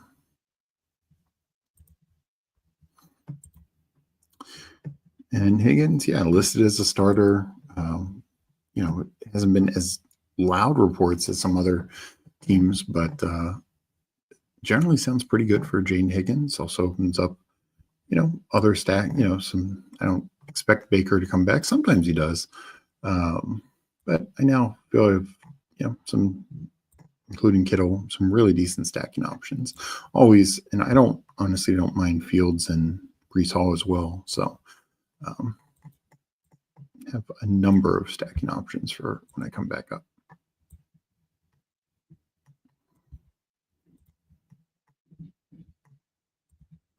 Appreciate that, little Simone. Reflect the Sun in here. Hey, Steve. Blue, just a bruise on his heel, they said.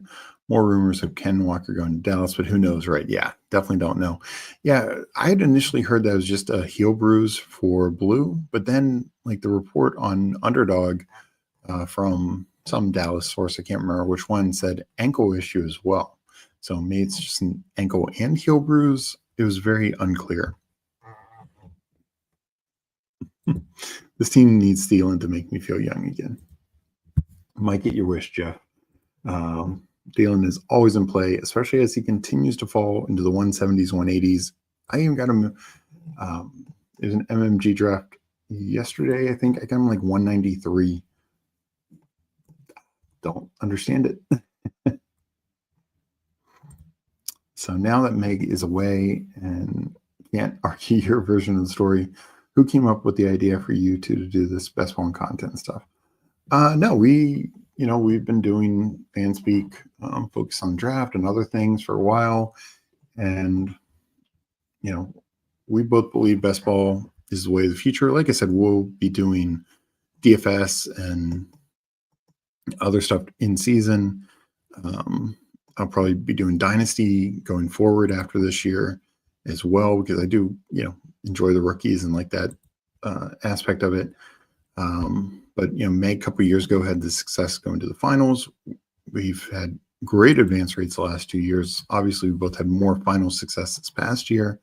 I'm sorry, 2 years ago, Meg went, or 3 years ago, she went to the BBM finals. 2 years ago, we both had excellent advance rates, got kind of wiped out that bloody week 15. That's when we started pivoting to more like different kinds of contests instead of just being so much BBM focused.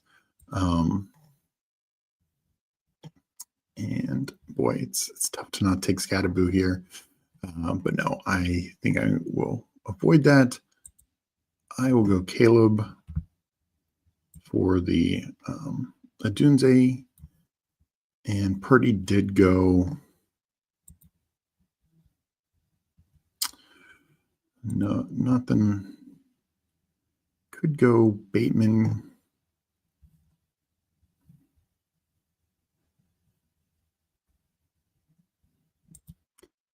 I have a ton of May already.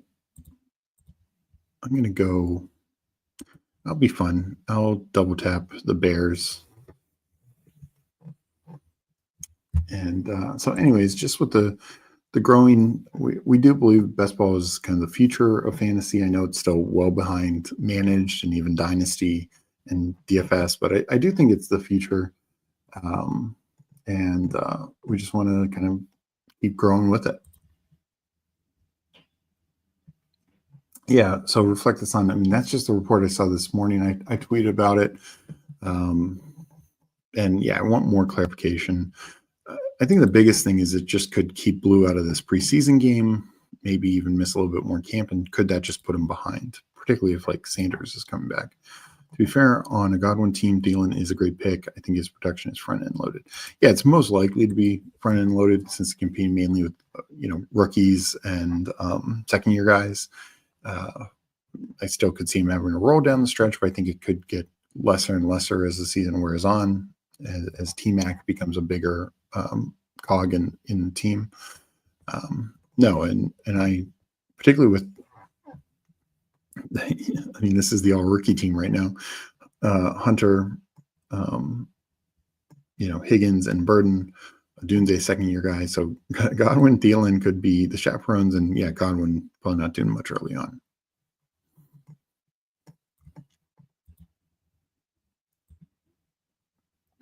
But I'm not going to force it, so we'll see if it comes back. So I don't see somebody said refresh it. Maybe just need to do a hard refresh. Actually, maybe I never refreshed it. let me refresh it since I have some time. I honestly can't remember. I know somebody chatted about that a little bit ago. Let's see here. Yeah. Okay. So now the picks are in the corner. That's nice. Ideally, they'd be a little bit more bold, but generally, I'm glad they're back. So coming up 132, 133. Up in 8.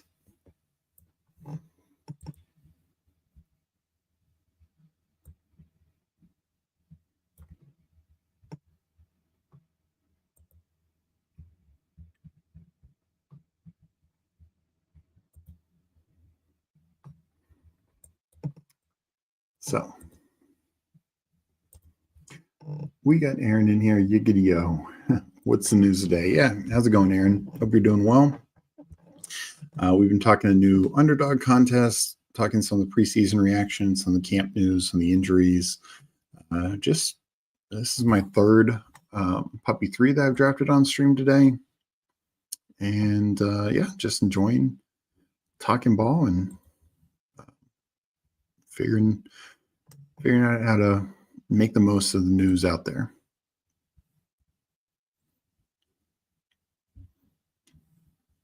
Let's see what Easy does here.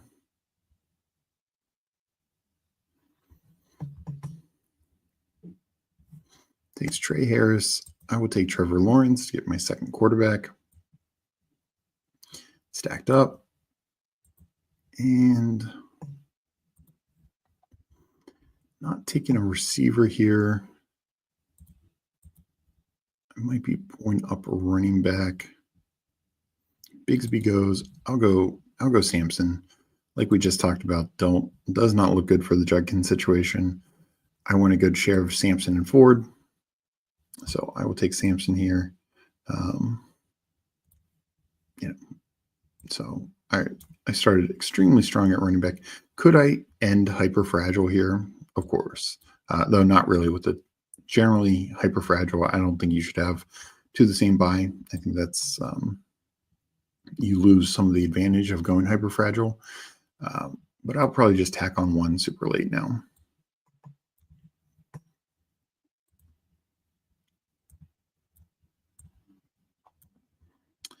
So let's go back to the board.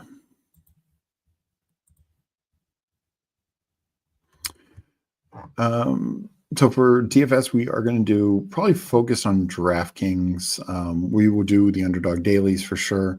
Not sure if we'll do any specific FanDuel content. We will be doing like sports pick'ems and bets as well. So definitely like some FanDuel or DraftKings lines on there. And yeah, so we will definitely DraftKings and definitely Underdog daily. As for FanDuel, maybe we'll have to see. Jeff T really nitpicking here, but would have went Lawrence, Stroud, try and get Ford on the next rep. That's fair. And I do need more Stroud. So I could see that. I guess I look at it. I think Ford probably starts the year as the number one, but Sampson mixed in. I think Sampson ends the year, particularly if, like what we talked about before, Jeff, about Judkins if he ends up not playing at all this year, I think Sampson could end up being a smash play down the stretch. Still like Ford, though. I went from having essentially zero Ford. I probably had less than 1% when the Judkins news happened, and I'm at 9.3%. So I've really been grabbing a lot of them.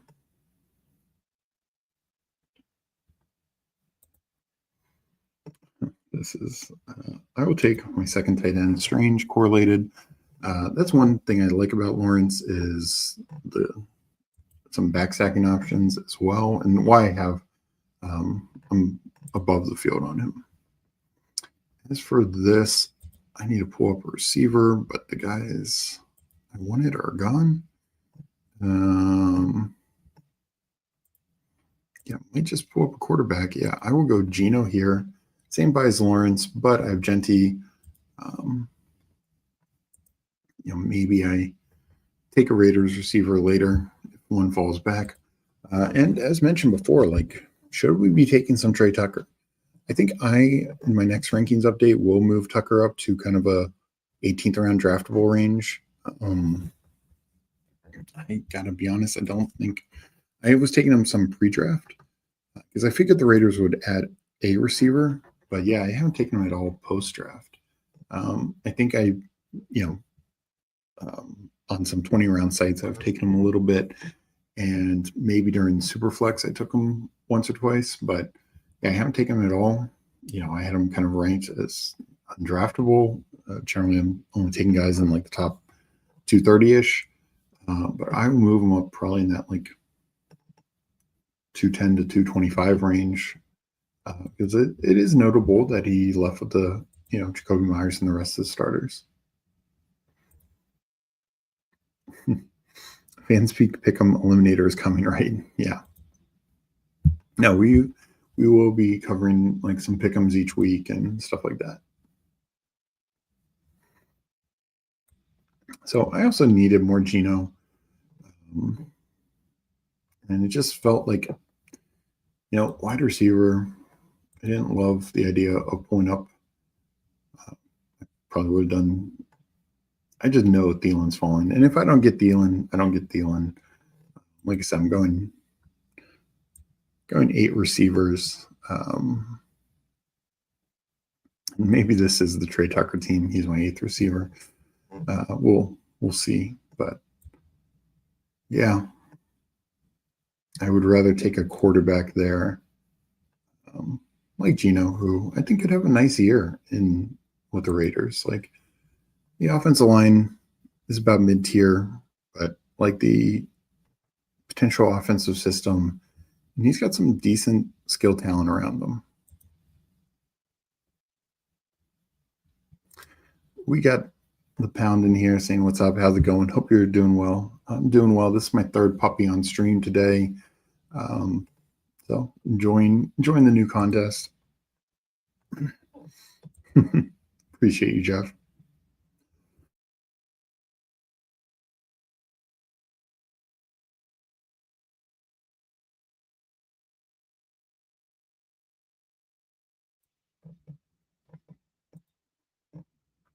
So up in a few picks to Losimo does. He's at 3.452. Really strong mid-tier quarterback room, like that. A lot upside, of course, with Fields and May to go along with good old Patrick Mahomes. Strong running back start there with the chain Hendo, Harvey, and Bigsby.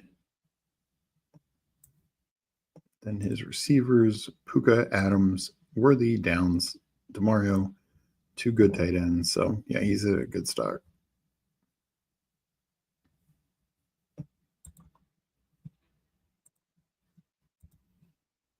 Yeah, it's Wandale.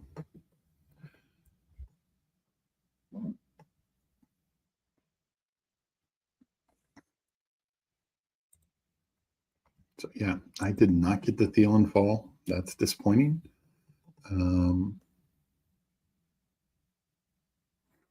But that's the risk I take. We'll take Alec Pierce, like we just talked about. He's probably with the starters. Add some spike week upside to my team. Not sure if I want to go Diami. They take the last running back.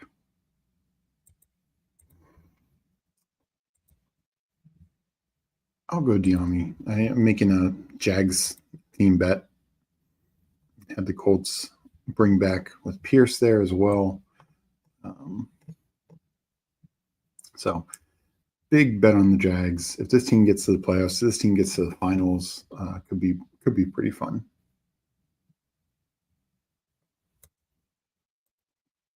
Yeah, still need a receiver and a running back with my final 2 picks.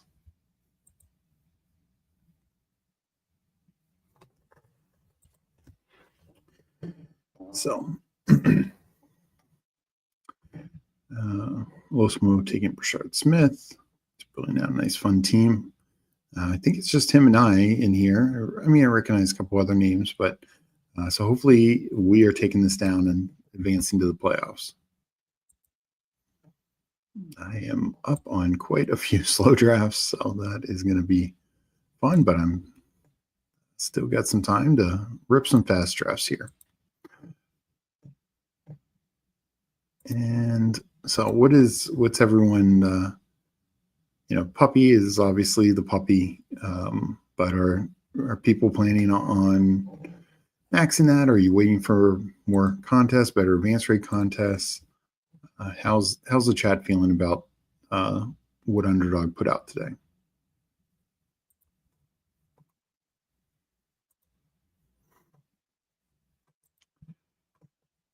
And all right, so Hopkins goes. Sometimes he's been sliding back to this. I've even gotten him in the 18th, in the early 18th. So wouldn't have minded him to kind of be that veteran guy. I almost brought him back up over De'Ami Brown.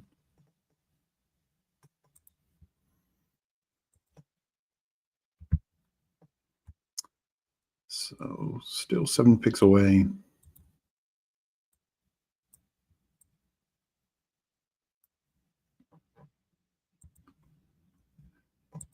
And we will wrap this draft up and get started in another one.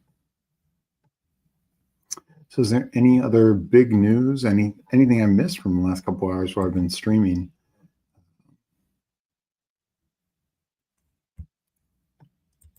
Anything announced on Twitter? Because I've not been on Twitter since I started streaming. All right, here's my final 2 picks.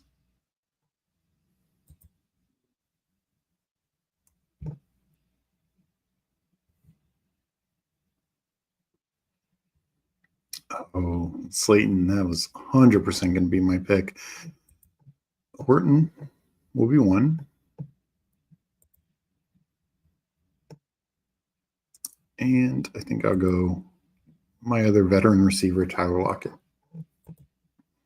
I considered taking Trey Tucker, but I think I needed a little bit more upside. And I think Horton gives the upside, and Lockett gives some. Oh, why did it go Juwan Johnson?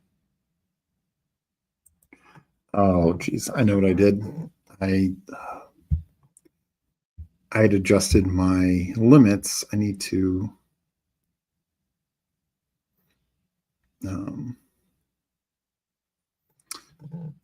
So yeah, sorry, in my head I didn't talk it out, but I decided to make this a hyper fragile team, even though it's not ideal, the 2 week 9s. And I was going to double tap receiver there, but I had my limits, and that did not allow me to do that. So, oh well. I'll tack on one of my few third tight ends for a Kittle team. And we will jump into another one.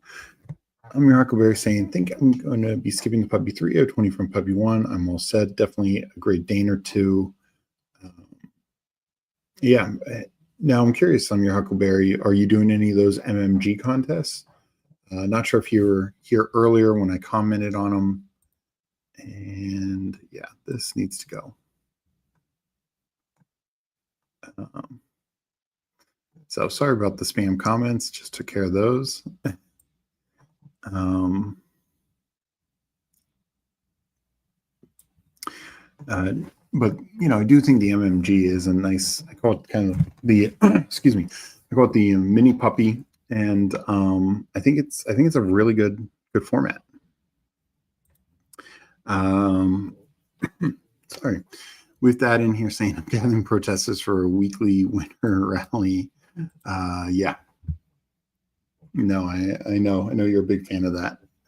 Tim in here saying shout out to Frying Roots on Thanksgiving a few years ago. Yeah, that was a nice, helped me have a nice win that week. I think I'm going to wait too for the preseason games to be nearly done to avoid serious injuries in my teams. Yeah, I think that's another thing to do. to look at. Losimo saying I usually play as much low stakes as possible, get volume. This year thinking playing a little higher because of burnout. I get that as well. I'm doing way more drafts than I've ever done, and it's a lot. It is a lot. So here I will go over now that this contest is done. Let me just give a quick shout out to Losimo's team. Appreciate joining me in the draft. So he ended up. We saw was quarterbacks were he tacked on Brashard Smith and Hunter, so 2 fun rookies at the end. He added one down Knoll, and his top of the receiver room is very strong, so just taking shots at the end there. And then Hunter Henry with Goddard, good tight end room. So the MMG, because I talked about it earlier, I've done it on some other streams, but I'm a big fan. I'm gonna max it. I didn't do any last year, but this is something as I'm playing more this year, I'm looking into more. And $5 entry, just like the puppy. It's a 50 max. So 1/3 of the puppy, and whether you max or whether you do 5 entries, 10 entries, whatever. What I like about it are just like the puppy. It's 2 of 12. 1 of 10 through the quarterfinals, but then it's 1 of 5 in the semifinals. So much better advance rate. Half the, you go from 10% to 20% advance rate. So if you get any semifinals teams in, you have a much better chance to make the finals. And then the finals is only 225 versus the 375. And the final big caveat here is that if you make a finals team, you get $400. So even if you were to max, that'd be $250. You profit. Most finals, what they've done is if you make the finals, you max, you get your money back. So this, again, and whether it's you're maxing or even if you're doing 10, it's a massive profit. Even if you finish 225th, you're the worst team in the finals, it's a nice little profit. So I like that. And then it's still 30K up top, 3 5-figure prizes. So I think it's a pretty good structure. Yes, it's not 100K up top like the puppy is, but it's less investment. And the difference between the 1 of 10 to the 1 of 5 is better. And then the benefits in the finals, I actually like getting more money back just for making the finals. I like being a little bit more rewarded. For me personally, I get why they have all these 100K prize pools or 50K prize pools, stuff like that. I would rather see the finals be a bit more flattened in total payout structure. And one way to do that is by showing min finals making a decent profit. So I'm pretty big fan of that contest. Do they do 4-hour tournament instead of slows at a certain point? Yeah. So in less than about 2 weeks, I think actually from last night, it was 2 weeks from last night, it will go to a 4-hour clock for about a week and then a 1-hour clock until the start of the season. So that is something to keep in mind in terms of doing slow drafts going forward. And that's one of the reasons why, how do we play out these last couple weeks? How many slow drafts? Even me, who a bit known as the king of the slow drafts. As you can see, I'm up on quite a few. I have a ton of slow drafts going. I need to start being cognizant. I'm waiting on a couple marathons to fill. I'm really shocked they didn't add any promos there. But so slow drafts, that is something to keep in mind. It will go to the 4-hour clock. It's not guaranteed. If you do some slows that start today, maybe it just goes quick enough, because that's the other thing. Once you get near the 4-hour limit, people who know will start drafting, I think, a little faster. And the 4 hours doesn't end up being too bad. It's when it gets down to the 1-hour clock that can get real rough. Yeah, good old spam bots. I thought putting in timeout would be enough. Then I had to ban it. I never would have guessed weekly winners fills almost a month before the season. Agreed. Like, I was shocked all along that weekly winners was trending the highest. It is, to me, like, I don't mind it, but it's tougher to do, and hopefully people are doing it the right way. I think Dad's a big fan. I know he does it the right way. But it, only while you are entered in 17 contests, of course, you're not competing every week, but only like 2.5% each week make any money. And even the min prize in that, which most people get, is $7 on a $10 entry. So you need to, for every entry you do, you essentially need a min cash twice to be profitable. Particularly since only a handful of people make above min cash. So I think weekly winners has its role, but I'm definitely surprised it was the first one to fill. And I think, if I'm not mistaken, there were more entries in weekly winners than Eliminator, or maybe it was slightly less. Let me see something real quick. Just, I'm now curious. Okay, that's interesting. Where's my regular NFL contest? I see went from pre-draft to Superflex to all these others. Oh, there. Now they put this at the bottom. That used to be up top. So that threw me for a second. Weekly winners.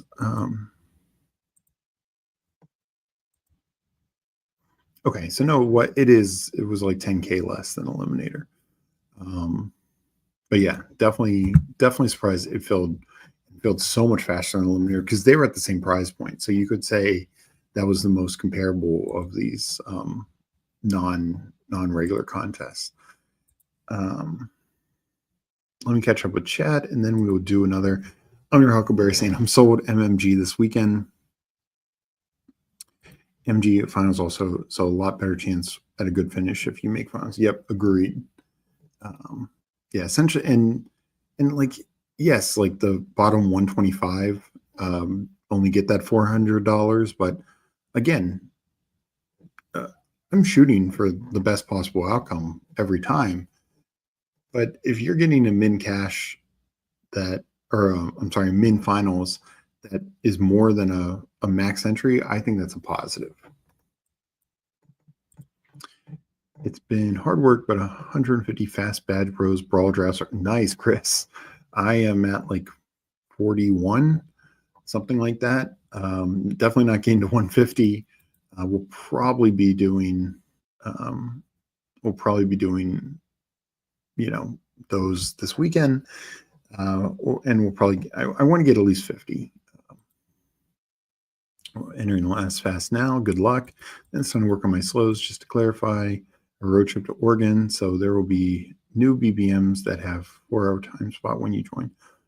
Oh, I'm sorry. Yes. So until the 4-hour clock ends, you will be able to enter, at least as it was last year, you will be able to enter slows. Once it goes down to 1 hour, I believe they take away the slow option. So yes, as long as it's still in that window for the 4-hour clock, you should be 100% fine. All this great payout structure breakdown definitely needs to be not safe for work. I only have 10 weekly winners and all geared to take advantage of the week 10. Yeah, no, that's the way to approach it. Like, take advantage of some certain bye weeks. Are you drafting Tyreek? I think they trade him. Yeah, I don't know what's going to happen. I'm low on him. I think I'm at. Let's jump in another draft and find out.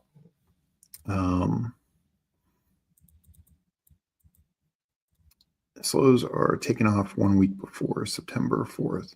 Yeah, I believe, Rick, that's correct. But I believe that's also coincides to when the slow clock goes down to an hour, if I'm not mistaken. Like any slows you're currently in. So you know what?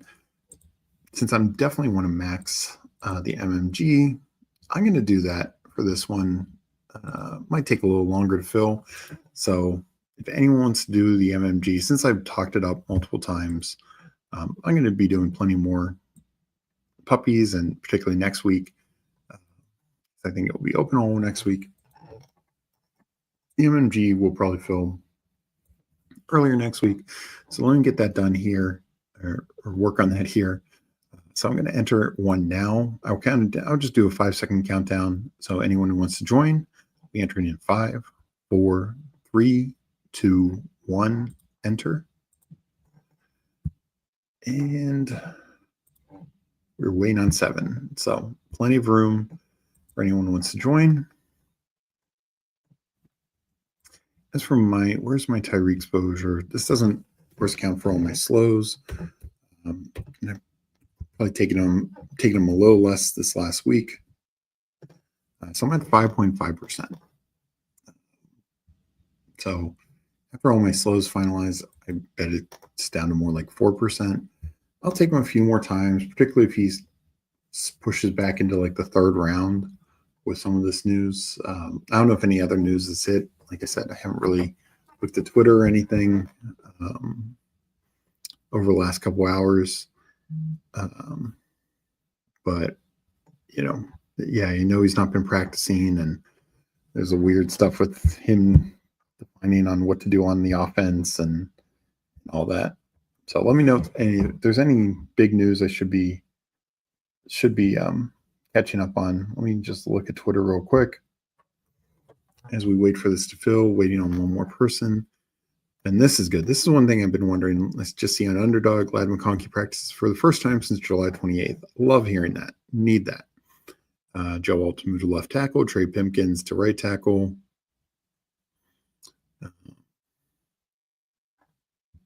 Okay, so those are the big things coming up from Underdog. Let's see. We got Op Luke, Losamo, Big Squeeze in here on real time. So appreciate those who are in chat. If you're not in chat, or if you haven't commented yet, just love to say hi. Appreciate all the support. And I'm in the 12th spot again. This is showing that I don't always get the 1 spot, though. I will say I am above the field on Chase, so I can't really say that with too much of a straight face. Appreciate the stream going on during my work hours. It helped me really make the last couple of hours fly by. Looking forward to reading all the great content on the Fanspeak Substack this weekend. Well, appreciate you, Kicks. Thanks you for all the support. Malik Davis signed by the Cowboys. So maybe the Blue, maybe the Sanders, maybe both those injuries. Not ideal. Pick numbers back. Yes, best phone call. Yeah, that's good to see. No funny business, Steve. Yeah, we're back to back. So I have a feeling you're going to be sniping me more than I'm sniping you. Yeah, the pick numbers being back are nice. It's nitpicking here. I'd love for it to be bolder, but generally I like the new UI a lot. So glad the pick numbers are back. Hope everyone is enjoying their Friday and going to have a good weekend. Plenty going on this Sunday. I'm sure you've heard talk like PPR Tyler. We're doing it's a dynasty draft with some people. Aaron Sandy's in there, like Who Hames. We got the Ballsy crew are doing a team together. BBG and Neil are doing a team together. Chad Candles, Hartman's in there. So we had a draft this Sunday going that I think maybe PPR Tyler's going to be streaming. I need to catch up with what the plan is for that, but looking forward to that, to do a dynasty fantasy league with the guys.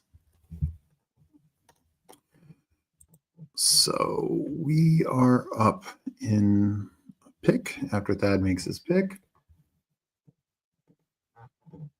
And he takes Genty. So I will take Puka here. And I'll take a chain.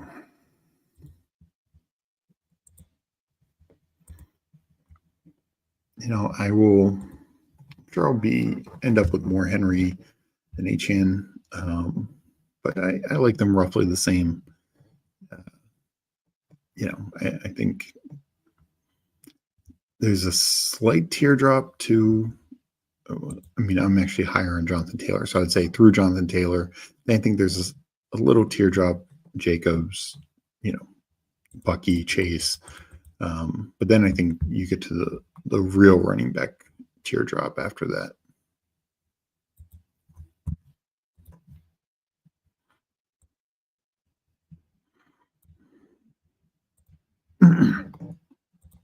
Leo asks, where would Dowdle be going if he was with the Cowboys? Yeah, this is what's wild to me. Essentially, Dowdle, and the Cowboys had to know that's what Dowdle wanted. Coming off his, 1,100 yard year, not a lot of touchdowns, but coming off his year, if the Cowboys re-signed Dowdle for essentially the same money they gave Javonte, I mean, I think we're taking Dowdle in the top 120. I don't know. I don't think he goes as high as like Pacheco. He probably would be in like the 80s and 90s. I think no matter what, them drafting Blue, signing Miles Sanders, if they did, if you're just replacing Dowdle with Javonte, I think he probably goes around 80 to 90. But because that, again, assumes those other moves. But yeah, those other guys are now banged up, and I just don't think I'm moving Javonte up. And absolutely wild that they're signing Malik Davis at this point. Yeah, best ball and calls in there as well. The Dynasty League is Murderer's Row. Yeah, it's going to be a lot of fun. John Harbaugh is the definition of grit. I think he'll fix the offensive line. And I agree. Like Jim Harbaugh, yeah. But this offense, both Greg Roman, Jim Harbaugh, like they know what they're doing. They do have some depth there. Pipkins has gotten starts before. They have another tackle who's gotten starts in the past. I think they'll be okay. Could they sign somebody? We'll see. As I believe it was JB mentioned before, like Becton can even move out to right tackle if need be. So they have some options. There's no question their line's taking a hit, but probably of just about any team, they can handle that far more than others. So coming back up on my picks, nothing too crazy. I mean, Allen game pulled up to the second, I guess, is a little bit, but I like Allen and Lamar both in this early third, so it's not too off base.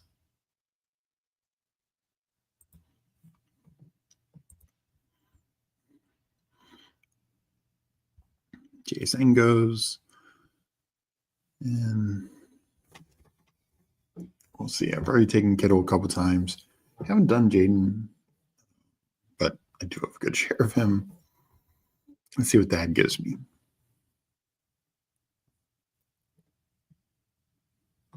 He goes Kyron.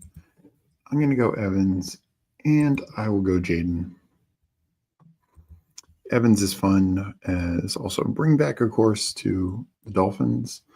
And, Jaden is Jaden. Like, I think he should be a top 5 quarterback, could be top quarterback overall. I know he could have done the double tap there and stacked it with Terry. I'm not too worried about the suspension, but it just, to me, Evans and Terry, Evans is going to get, he can be a top 10 receiver easier. I'm your Huckleberry. You playing preseason DFS? I threw in like 2 lineups last night. Neither hit. I'll throw in a couple tonight. I'm not doing like a ton of research, or definitely not like posting content on it. I've had some mixed results in preseason. It's been a couple years since I've had some good results in the preseason, but it can be fun. That's why I want to throw a lineup. I was like a 2v2 from winning the Hall of Fame game. I played Lions defense. That was a huge mistake. And then I chose the wrong backup Lions running back. I didn't do Craig Reynolds.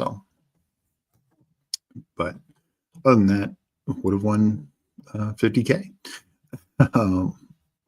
But no, preseason DFS can be fun. Unless you have a massive bankroll, I wouldn't fire like a massive amount at it just because just one little thing, like obviously the Anthony Richardson injury, like keep in mind, like even injuries that would normally not keep a player out, they'll just sit a player the rest of the game.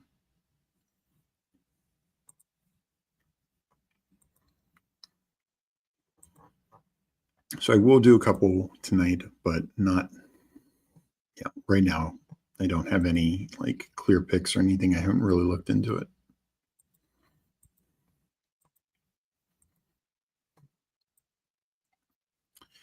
So we've seen Hurts coming up early. It's wild. Hurts kind of goes all throughout this fourth round.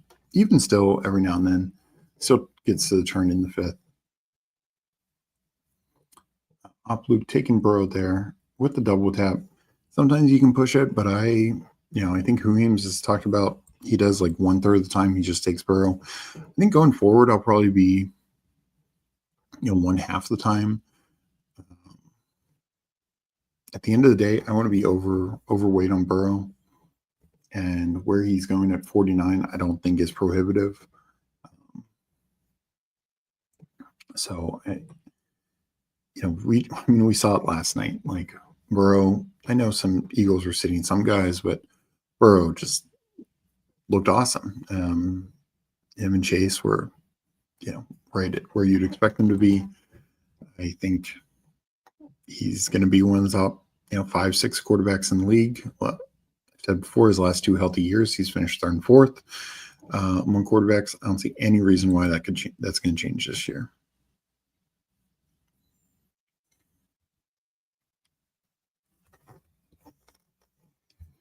Hunter goes.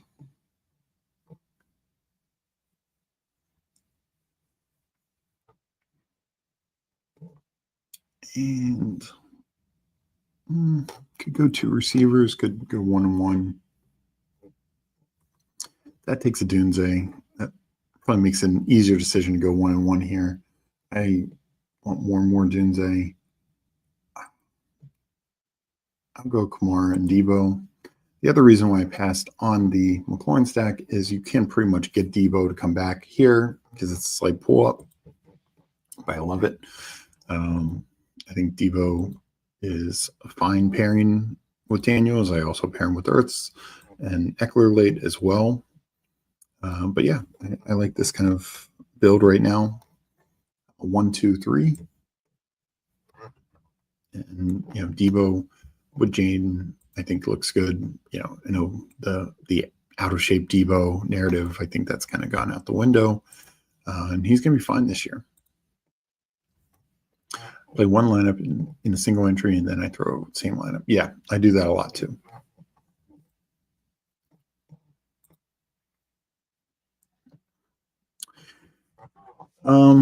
When you do rankings updates, how do you start? Like, go to a specific player.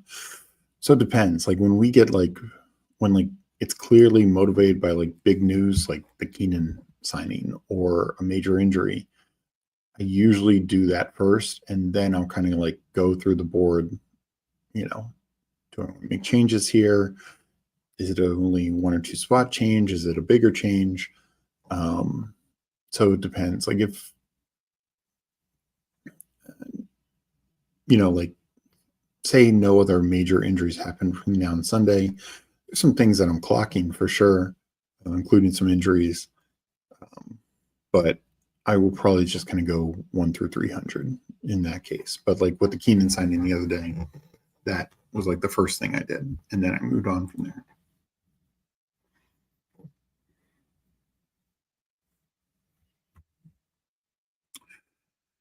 So coming up to the turn here.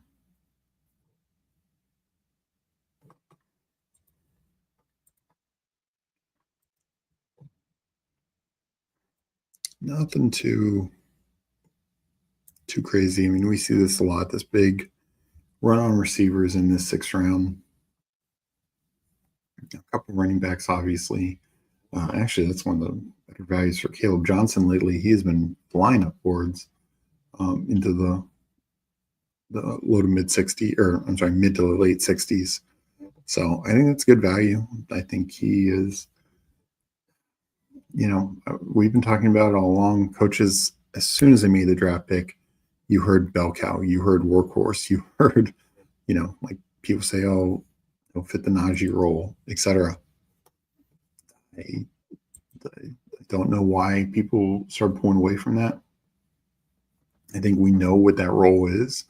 Najee every year with the Steelers got at least 180 fantasy points. And that's with some bad touchdown variance and luck. I think this could be the best Steelers offensive line in 4 or 5 years. Particularly some of these young guys are healthy.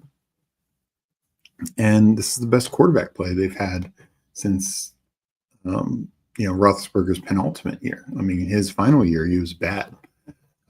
So Najee has not benefited with good quarterback play because it was Roethlisberger his final year, and then the Pickett experiment, and of course last year. So, Caleb could be walking into just a much more efficient offense. I'm not saying it's going to be top 5 or even top 10, but it's been bad of late, and I think it could be at least average, above average.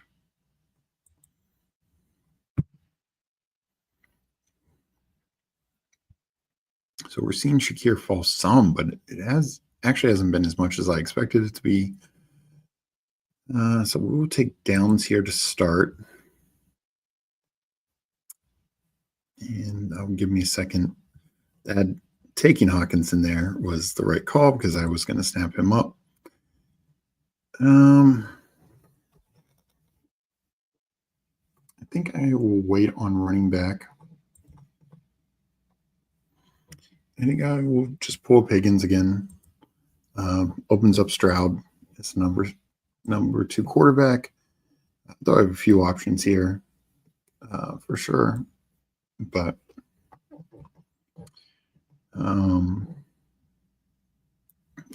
this running back area, Mixon, I don't want to get too, I already had a good stand on him already. Again, I'm sprinkling him in some, but I like him more when I'm in this middle range and it's like total late 80s, early 90s. Brian Robinson, I'm not taking too much. Mason, I considered pulling up, but that was about it. Baker, if at ADP, I think Baker's fine, but with Jaden, I didn't feel the need to pull up Baker. Let's go back to the board.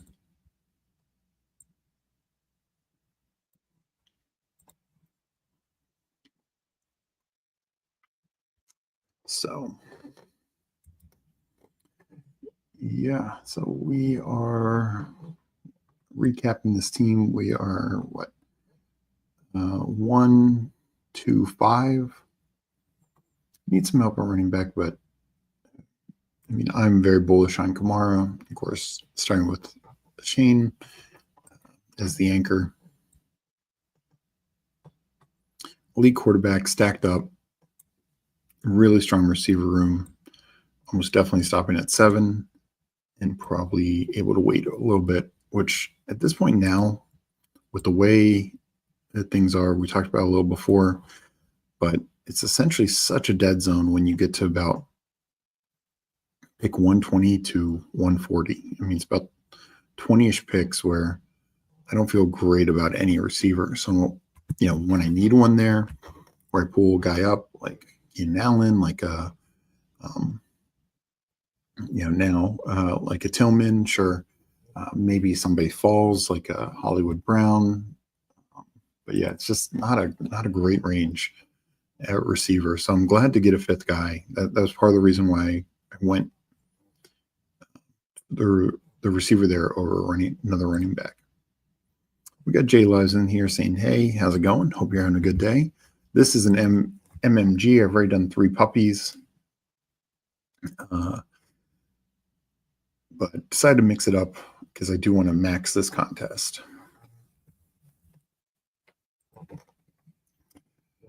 And I figured next week I can do a lot more puppy drafts on stream. I still have 5 Huskies to do.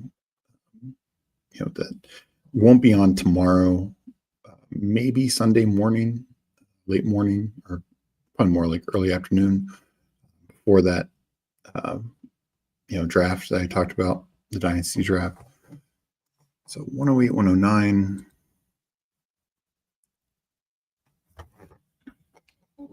Let's see what that does.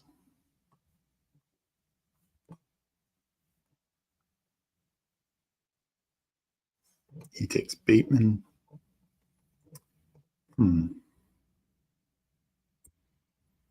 Sheets tempting. I double tap running back. You know what? I need more Charbonnet, but let me feel good about it by also taking Scatterbo at the same time.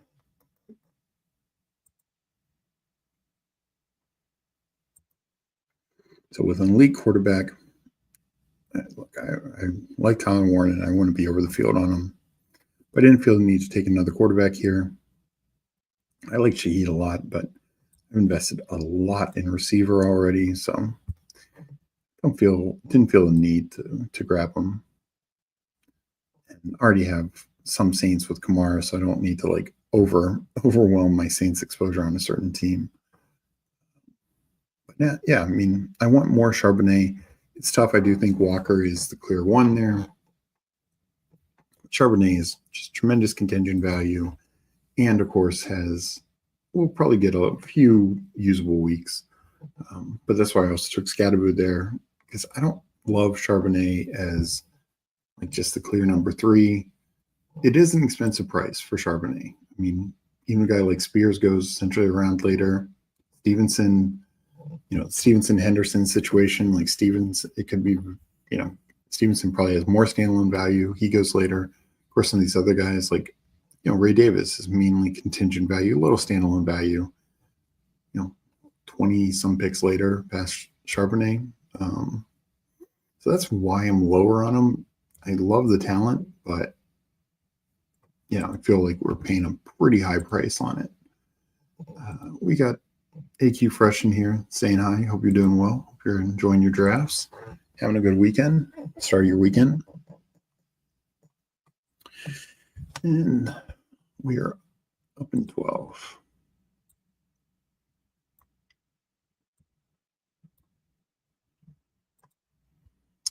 So thank you again for everyone for joining me. And if you haven't yet, please like this episode. And if for some reason you're not subscribed to the Fanspeak Network, appreciate you subscribing as well. We're doing shows every day, just about, and a variety of things.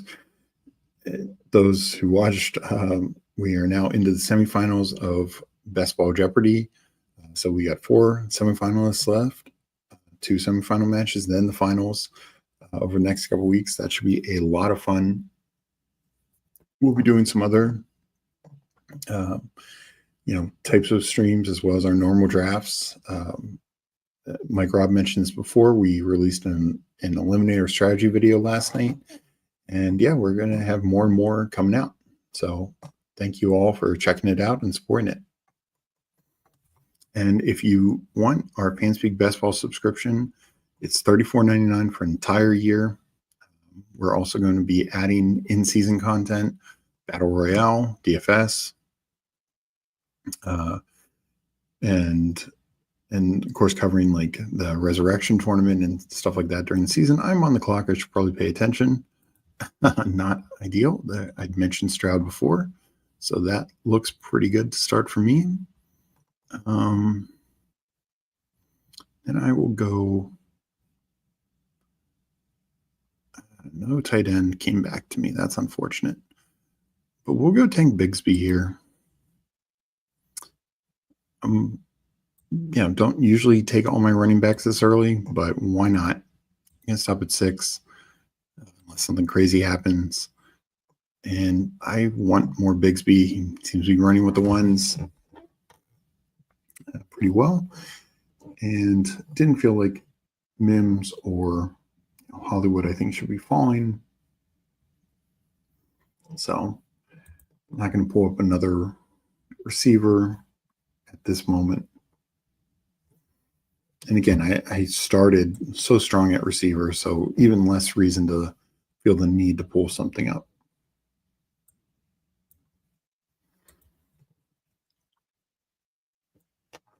Ideally, I was hoping to get a tight end in this range, but nothing came back. Yeah, Goddard and Ferguson, even Kincaid, I would have taken one of them there had one of them made it, but wasn't going to pull anyone up at that point. So I think this will probably end up being a 3-5-7-3 build since I'm waiting at tight end. I'd like to tack on a third quarterback. Don't have to with Jaden and Stroud, but even with Jaden, even with any elite, I think having a third quarterback helps you with advance rate, gives you another out in playoffs, and just even if they don't end up in your lineup, at one time or 0 times, it still can be a worthwhile theoretical strategy pick. It seems like a contingent running back that doesn't hit your lineup.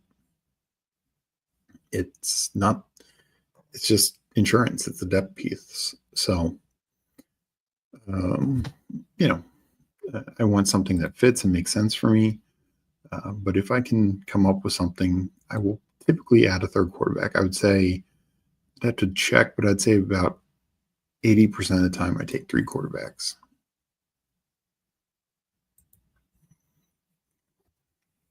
Uh,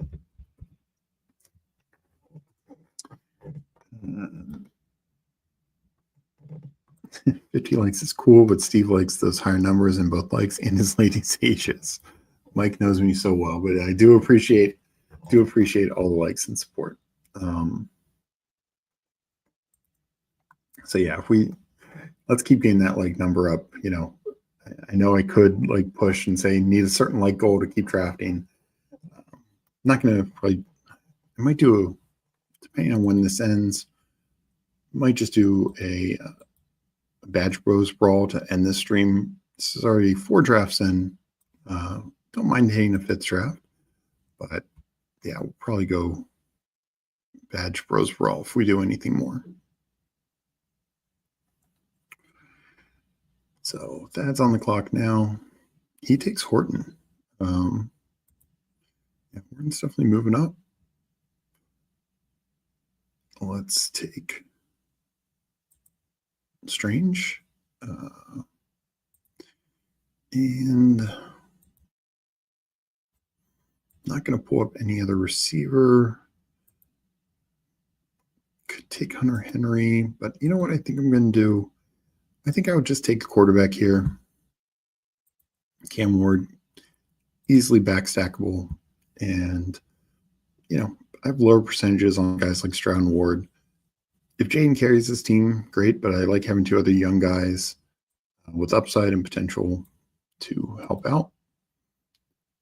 And just give me some more exposure to both those guys. So let's see, coming up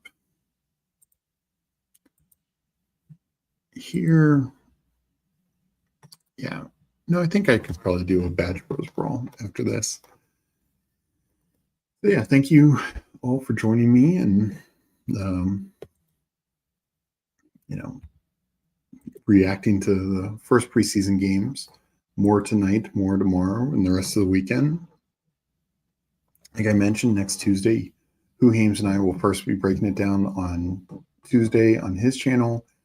I believe it's 3 p.m. Eastern. Then Tuesday night, 6 p.m. Eastern, we are going to have Sean Mitchell back on and talk preseason and camp news with him. Probably do some drafts Tuesday night, and yeah, just keep it rolling. So, like I said, I won't be on tomorrow. Not sure about Sunday. Probably definitely on Monday. But just keep an eye out on Twitter, on ringing the notification bell when we'll be back on. That's saying Star Method killing me, and you just took my Cam Ward after Miss John Young. Sorry about that. Yeah, 20-second clocks. Yeah. Sorry. Yeah, I wondered if I didn't call it out. I figured you might go Cam Ward, but when you didn't, for me, I had to take it. So you did get Geno, which I think is a good pick, as I took in the last draft. So we are up in a few. Thielen goes, Losimo, good pick. Knew he is on my radar. and I think it's right. I'm shocked. I mean, Thielen started at like 160-ish in BBM, and he's now falling. Doesn't make any sense to me, but I know betting again. It's an old guy. Like, a lot of times you will end up being right, but at the same time, people have been betting against Thielen the last 2 years, and he's made them pay.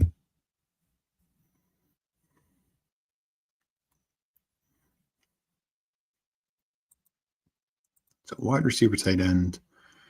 Boy, I'm taking a lot of Jonnu Smith.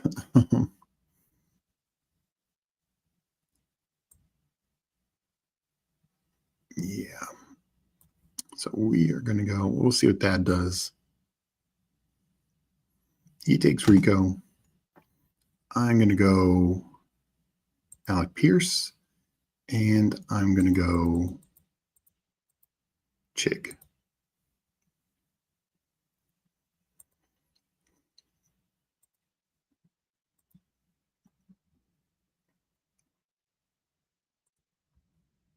So 3, 5, 6, 2 at this point. I would just add a 7th receiver and a 3rd tight end. I think I'll be in a good position with this.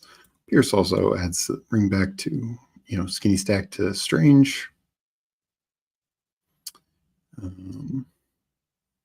So got all 3 quarterbacks stacked up at least once.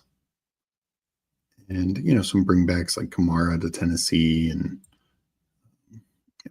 haven't got any Dallas, maybe a final round Dallas pick, like a Tolbert or a Turpin, since I'm feeling pretty good at receiver. We'll see. I don't take much Turpin, so. And so far, I feel pretty good about that. So let's see. I was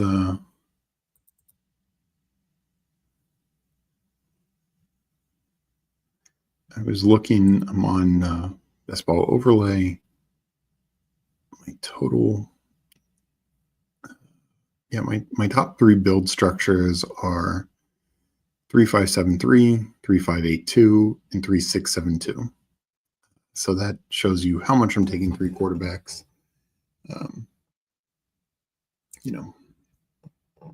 Definitely the dominant build structure for me.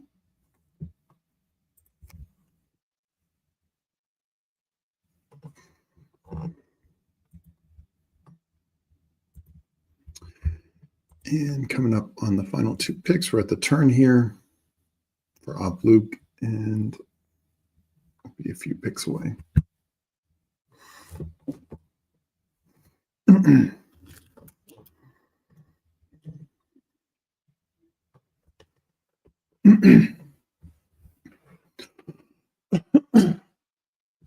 Excuse me. Sorry. I need to mute for a second.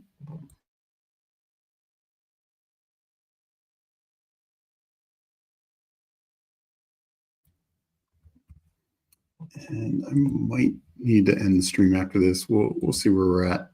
Time. I do need to get going at some point.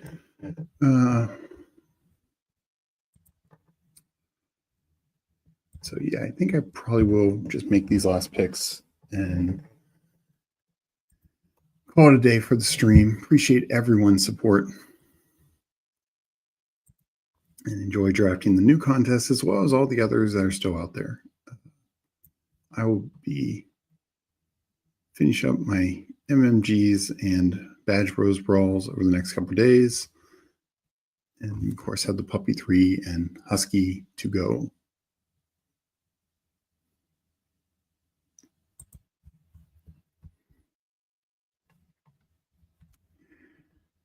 So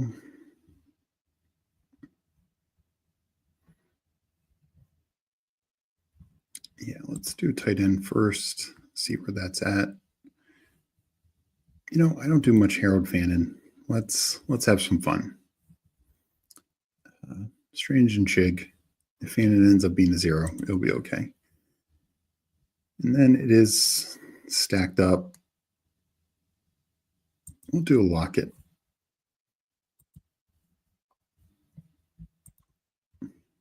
So finalize this one, 3573. We'll let the rest of this draft go. I will catch up on Dad's team, on Losimo's team. If anyone else is in chat, I will shout out their team as well. And really appreciate you all. Well, thank you, Mike. Yeah. Sorry. My throat is not doing as great as I hoped. So probably we'll take a little break from talking and just do drafts. I'm also down to an hour on a couple of drafts, slow drafts. So I have a lot more drafting to do today.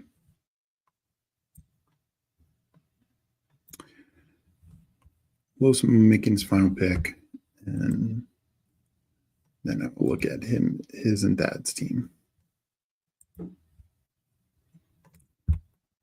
So overall, I like my team pretty decently. Got more aggressive at running back. Kind of weird, like anchor running back, then a mid tier, then weighted, but finished up by 133. Took 7 receivers because 5 by top 85 picks, and then Pierce and Lockett tagged on late. And 3 tight ends. It's a little thinner at tight end than I generally like, but decently strong. And we'll see. I mean, Fannin obviously getting some really good buzz. So let's look at Losimo's team. 3582. Herbert, Tua, Richardson, Saquon, James Cook, David Montgomery, Tyron Tracy, Woody Marks. So, even through Tracy, I'm obviously Team Scatabo, but I think Tracy still has a pretty good role. Woody Marks, we'll see, maybe at least passing game role. Then Tyreek, Rice, Judy, Shakir, Burden, Keenan, Adam Thielen, Jack Besh, and Bowers, Higbee. Same buy, so that's probably not the most ideal, but Bowers can do enough that you are going to be okay. Thad here, 2582 or 83. I know he said the star method got him, and I stole Cam Ward from him. So got Lawrence and Gino, Genty, Kyron, James Conner, Tootin, Rico, Brian Thomas Jr., Rome, Pittman, Bateman, Horton. I think that was the star method. Got him Coker, Royals, Deontay, Kittle, Hawk, Warren. So really strong tight end room. Quarterback, same buy, so I have to worry about that. But 2 good quarterbacks otherwise, and then running back really strong up top. So, definitely, a team that can compete just if it can survive the bye weeks. By week 8, I know he's got a lot of guys off, so I don't want to get too far behind on that week. But other than that, the team is very, very strong. So once again, appreciate everyone in the drafts, in the chat, all the likes, all the support, and that says patchwork. Yeah, well, sometimes that's what you do. Like you pivot, and still it's about advancing, get as many teams through as possible. Anyways, hope everyone has a good rest of the day, rest of the weekend, and I will catch you next time. Peace.